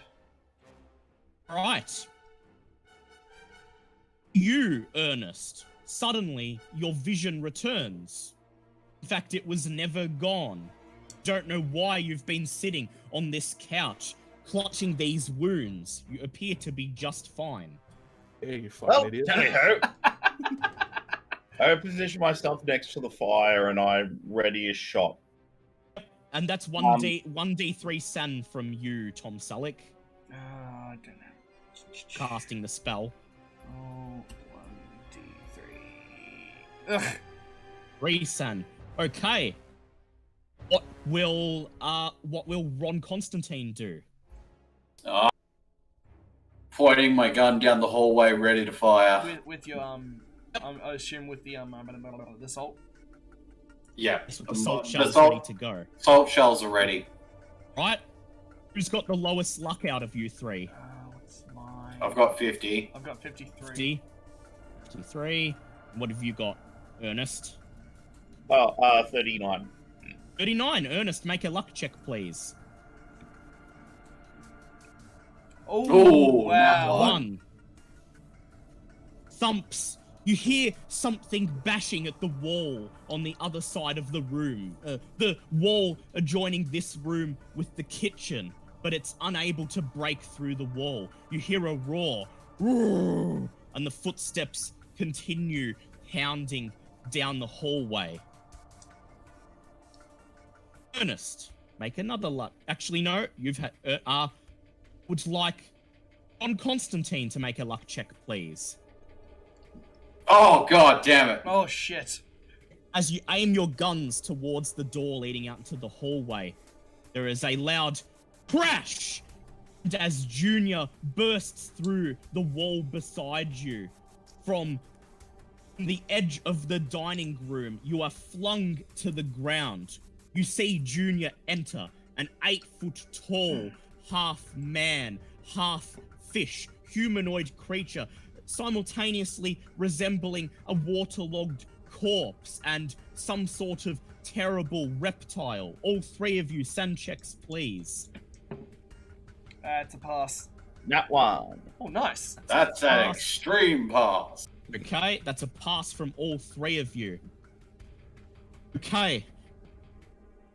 On Constantine, you've been flung to the ground, and you miss your current turn. Meanwhile, Junior begins to walk towards the person with the lowest luck, which is Ernest, and he swings his gigantic, Do I muscular yet emaciated Do I get arms at you. one? Yes, you can do a dodge check or a fighting check. I will do a fighting check. Very well. Oh, no, that's not good. Right, we will see what happens. Hopefully you will be okay here. Right, just going to his... Would drinking liquid fire burn the insides? Yes, it would. Okay. Yeah, white phosphorus is extremely toxic. It's also technically a solid at room temperature. Huh. Ooh. Oof. He swings at you with his gigantic arm, smashing a piece of the door frame in the process as you jump to the back. You did a fighting check, that wasn't a dodge. Yeah. So it's just based on whether he hits, and he has a fighting of 95, so he does hit you. Oh, He shit. hits you with his muscular arm, sending you flying across the room. Take 2 points of damage as you are flung into the moth-bitten couch. Well, I'm still up. Yep. Okay, it's now your turn. All right. I'm going to shoot it. Right. All damage, please. All right. So that was a hit, but Yeah, yep. Roll firearms. Roll for damage. 10 points of damage. Fire. Boom. Does that have to Bullet make a colli- constitution? Uh, Does that have to make a constitution check? No, it doesn't. Okay. Bang! You fire because you see your bullet chip off a scaly piece of something on his chest. He takes 5 points of damage as your bullet barely pierces his scaly, fishy armor. Okay. Ron Constantine, is your turn. You are prone on the ground. What do you do? I take a shot. Right? Make a firearms check with disadvantage, please, because you are on the ground. Oh, okay. If I got up, I wouldn't be able to do anything else for this turn, would I? You could get up, but then you'd have to make a hard firearms check with disadvantage. Oh. Alright. Also, I'd like to point out that that's my favorite rendition of a half fish, half man I've ever seen. Yep. It is. Okay, well, both of those are passes. All right. You climb to your feet and then you raise your shotgun. Fire! Roll for damage, please. 4d6 plus 2. 12. Nice. Ooh, 12 points And that's With damage. rock top. That's the shot. Salt. Mm. Fire. Yep. You fire a shot. Unfortunately, the salt doesn't do anything Oh, against shit. him. It was purely against magical things. You Damn.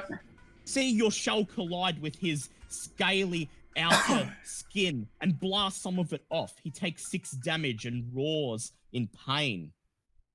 Okay. Salik, you're up. What do you do? 'Cause he's still humanoid. I can still dominate, correct? Oh, it's not human. Yeah, he's You could- humanoid. Yeah, he's humanoid. He's no longer human. Okay. Dominate. Only works on human minds, which he has not got. Okay. Yep. Well, there goes that my plan. I was going to try to dominate and get him to drink the liquid fire. It's fine, Could he'll throw just the- dominate you physically. yeah. You could throw the liquid fire, Yeah. I'll throw the liquid fire. right? Make a throw check, please. Oh, that's a 10. Right. Does he have to make a... No, never mind. I was going to say, does he need to make a luck check to see if the glass breaks, but fuck that. You reach for the vial of white phosphorus and you hurl it at him. It shatters upon hitting his skin and whoosh! Blue and then orange flame begins to burn the side of his body. He shrieks in pain and begins wildly flailing his arms. Danger, Will Warren. Good news, Danger. you just I would- napalmed him. I would like Ernest to make a luck check, please. Oh no. No, that's failure. Fail. All right. I would like you to make a dodge check with disadvantage. Ooh, shit. I wonder if that works. Wait. No, we can't do it Oh. double like that. Let's roll 2d1. Oh, wait, no. Yep, not fail. Right, fail. All right. Roll 1d100. Oh, Sorry. He flailed around, and the tip of his arm, a webbed, clawed fin, slashes against the nearest person, the one who he attacked last round, Ernest. 4 points of damage. All right. Still alive. Still kicking. Still kicking. Still kicking. Yep. Just barely still kicking. I Also want you to not- make a. No, never mind. Go ahead. I want you to make a Constitution check, please. Oh, come on, pass.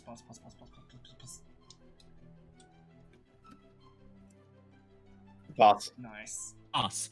You managed to stay conscious, though you are bleeding heavily, on the verge of death. Monster roars, and in a fit of rage, he charges. Tom Selleck, make a dodge check, please. Come on, baby. That is, what's my my dodge at. That is a pass. Right? If he needs to get a hard pass or higher to hit you. And that is not a hard pass. Oh, thank fuck. He swings at you. You roll out of the way. Okay, Ernest, it is your turn. All right. I'd like to shoot him again. All right? He's got his back turned to you. Go ahead. Yeah, that's a crit. Oh, yeah. All right. Roll for damage, please. Is he doubling that? No. Well, 18. 18. Still good. Boom! You fire, and with the flames of the white phosphorus burning away his scales, you see the soft, fleshy. So you see the soft, fleshy skin underneath, and you fire. Bang! A bullet goes into his neck. Blood and yellow liquid begin to spray in a circle around him as he shrieks in pain. As he goes down, he swings both arms wildly in an arc around him. I would like all three of you to make dodge checks, please. Jesus Christ. I don't know who was first there. I got. How about we just re-roll that one because that. Because You go someone's going to fail otherwise. That's a hard. Yeah, that is a hard pass. And that's a hard pass for me. That is, I will spend 8 luck points to make that. Oh no, 18 luck points to make that a pass. Oh, jeez. Oh! That is a That's extreme unfortunate. pass, and I think it hits you all. As he hits you, as he goes down, dying with his death rattle, he flails his limbs wildly, hitting all three of you, tearing through your soft skin. All take 1 point of damage. Since Okay, that's since alright. I'm wearing the, since I'm wearing since I'm wearing the World War One vest, would that be no damage? No, it doesn't go beyond 1. And then he twitches once and ceases to move. Flaming corpse in front of you, slowly being burnt away into a puddle of slime and goo. Oh, lovely. Do you Alright. do anything? I sit back down and finish my tea. Either of the other do any other of you do the other two of you do anything? I bleed into the carpet. I go get a log out of the fire and chuck it on the gooey remains. I Right. literally survived with 1 HP. As you approach the remains, they begin to bubble, and you see something squirm underneath. Yeah, no, I'm Yeah, I'm getting out of there. yeah. I'm Dodge back check, up. I'm dodge check, nowhere near that. Dodge, dodge check. check, please. Who? Everyone. No, just just. Ron here. Oh, god damn it. Shit. And then And a whole lot of not dodging. a sickening squish, a black tentacle shoots out at you, wraps itself around your arm, and you feel a terrible sting as you take 3 points of damage. 2 points. Yeah, 2 points of damage. Oh, Minus 1. yes. You take 1 point of damage, and then And 3 eggs. the tentacle stops moving and falls lifelessly to the ground. Alright. Um, Can I grab my belt and just, like, tourniquet my arm? Yeah, I go over to his arm and I pull my machete out and I delicately cut where the sting Where was. the You pull a Yep, Herschel make from a- Walking Dead. make Thank a you. dex check, please, Ernest. Let's see if you butcher him as bad as you Plus. butcher yourself. Plus, you quickly flick your blade under his skin, extract the 3 round objects, and drop them on the floor. Oh, You good. all appear to be safe. Right. And that is the end of the scenario. I lived. Make- I actually lived through an entire scenario. Ernest shouldn't have lived, but he did. Yes. Hmm. I was trying hard to kill him. You head out, climb back into the boat. You bring the bodies of Caitlyn OBrien and Professor Longfellow with you. Well, Make your way. before we do that, can we cut the eggs out of Kaitlyn? Already done that. Oh, you've already done that. Okay. Yeah, I did that. Oh, okay. And then you make your way back to civilization. You arrive back in the town of Bridgewater as the first rays of sunlight appear over a grey, misty skyline. Now, you forgot to answer a very important question here. I get myself to a hospital. Did they return the boat? Did you return the boat? Yes, we returned both boats. Yeah.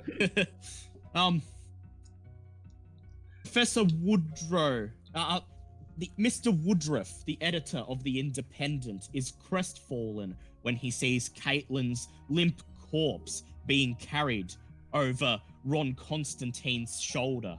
He sinks to his knees and begins to weep openly in the street. Feel as if solved nothing, as if went out there to save the life. Not only were you unable to save her, but you lost one of your own. Spend a few days tending to your wounds, recovering, giving Ernest some well-deserved bed rest, and then you return the boat to Lucas Devlin in the swamp. And then stay just long enough to attend Kaitlyn's funeral, a lonely, solemn memorial held in the town square. You were the only people in attendance, aside from her landlady and a couple of people from the newspaper. And then you depart to continue your search for more followers of Glucky, to find Glucky and end this evil once and for all. Okay. Each gain for killing the monster, 1d8 sanity. 1d8. Oh, nice. Oh, one. 1. I think I got the. Oh, it's on one. I got the one. Oh, so you got the 1. All right, so that means No. Do Mine is re-roll? separate to yours on my both screen. of you re-roll. All right, I'll go first. Okay. Yeah. 5 for me. 5. All right, now Matt re-roll. I'm over with that. 5. Yep. Okay, so 5, 5, and 8. And for killing Professor Hodges and his half-wit son Edgar, you gain 1d6 sanity. Woo. Nice. Can you roll it with my actual dice? Okay. Oh, 2. 4. 4. I got However, for failing to save Kaitlyn, you lose 1d6 sanity. 2. Oh, come on, 1. 1. Oh, One. crap. 2. I just lose all the sanity that I gained. You each gain 15 skill points to disperse as you wish. You also each gain points in Cthulhu Mythos How many skill. points? How many points? Sorry, you cut out. 15 skill points to disperse amongst your skills, and 10 Cthulhu Mythos skill points. Nice. Cool. Nice. All right. I'd take. And Oh, sorry. I'll let you finish. you may study the revelations of Glucky yourself, but as your Cthulhu Mythos is quite high now, you may not get much use out of it. Would you like to provide it to either Ron or Ernest to study? Hey, Ron. Do you want to read about an Eldritch God? Yeah, that sounds Lovely. like great fun. You want to read the good book?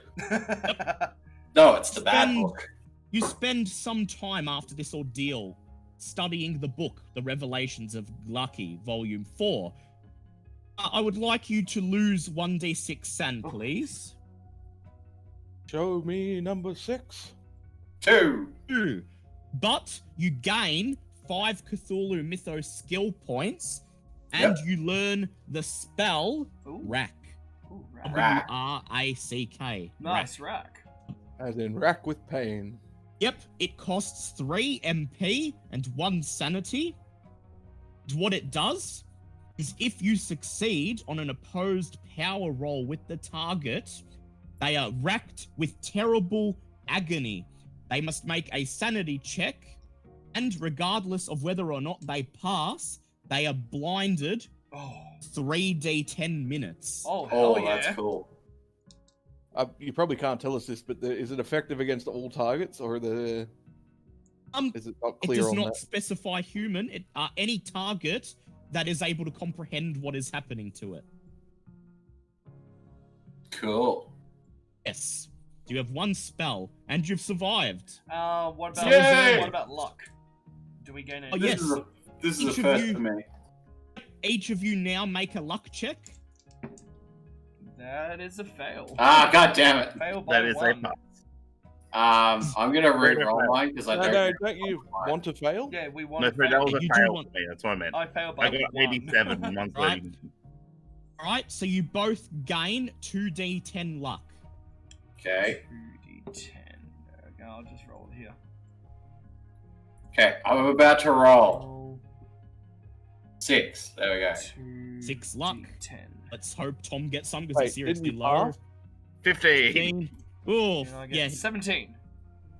Yeah, but you passed your luck check, didn't you? No, I said I failed by No, 1. Matt. Oh, you failed. All 3. Yeah, all 3 of you failed. Okay, so luck for everybody. Really? I thought Matt had 50 luck at one point. All right. Yeah, I don't know whether the 87 was mine. That's why I was saying, should we re-roll? It's alright. You can Well, all take the luck. It's pretty clear on mine. Usually when it's Yeah. Yeah, it You was can clear on you can mine as take- well. usually when it's because I've got like the dice, like mine comes up, but it'll be dice spot you thing when it's usually you, me, then both our rolls if it's close. Yeah, Okay. on my screen he got the 87 and you Yeah. got a 39, but take the luck, you're gonna need You it. can Yeah. can all get the luck. You're probably all gonna die next week. Oh no. So, Yeah. Definitely. Unless someone wants to be a glucky cultist all of a sudden. No. Well, Yeah, I that might doesn't- roll up a cultist. That, so that, you never do know. that doesn't go so well for the But- goblins. But and this only applies to Dylan because everyone else has survived at least 1 session going into next week. Dylan, the character you play next week, if he survives, you may bring him into Day of the Beast, Sounds good to me. What about if which I is the survive? 8-parter. Not that it'll last very long, but I always appreciate bringing a character through, even though I've got one, Uh, only had one so far. Yeah, one so Liam, far. Tom, and Matt, you don't get to bring the character through because you've already established yourselves in this campaign. God damn it. Okay, so You've seen too much. Yeah, you're You gonna sh- go the same you- way as the lawyer and you- sail off. you- No, not you- the lawyer. I can't Usually- understand over Hold on, the wait, sheer amount of shh. people talking. Dale, go on. Usually I make you roll new characters for a new campaign. Ah, yeah, But- that makes sense. If you guys are making new characters in the final session of the campaign and you survive, I feel I have to reward you in some way, and so I let you bring that character into the next campaign. Makes sense. Yeah. Okay. Cool. Because you're gonna be I'm objectively ducking out because I Yeah. gotta go to work. So yes, Alright, See see you, you, Tom. Yeah. Tom, we play. Yep, that's all right. All I'll right. contact him. on How Monday. about this? How about this? If I make a character who is friends with my character, can I like pass him my magnum? Yes, you can pass on the Magnum if you make a character who's friends with your Awesome. guy. Awesome. have to name it. Though. Perfectly fine. Oh, yeah. Yes. What? Has to become a hereditary item and it has to have a name.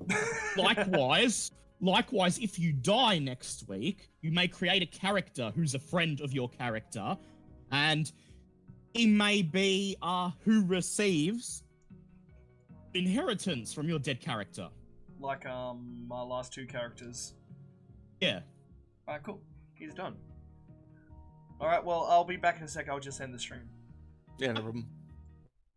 Alright, guys, there you go. Episode 2 of The Revelations of Glucky. Holy crap, we survived. And thank God Dale threw in that liquid fire. My God. And yes, the Magnum is a deadly weapon. I love it. But we have survived, but most likely gonna die. This is the 25 Cthulhu mythos. This is the highest mythos I have gotten so far, but it doesn't matter. Well, the goal is to have this character survive all 3 episodes. That would be amazing. And I've increased my firearm skill to 90, so even bigger chance of having hard and critical firearm passes. So, yay! But as always, this has been quite good. I'd like to thank you everybody who's been here tonight. Big thank you to Dylan for following me, and thank you for Kitty for the 3-month subscription. A big thank you to you all. Well, we will be back next Friday. Yes, we're going Friday again for episode 3 of the Revelations of Glucky, and see who survives. Until then, sorry, still a bit gassy from the Red Bull.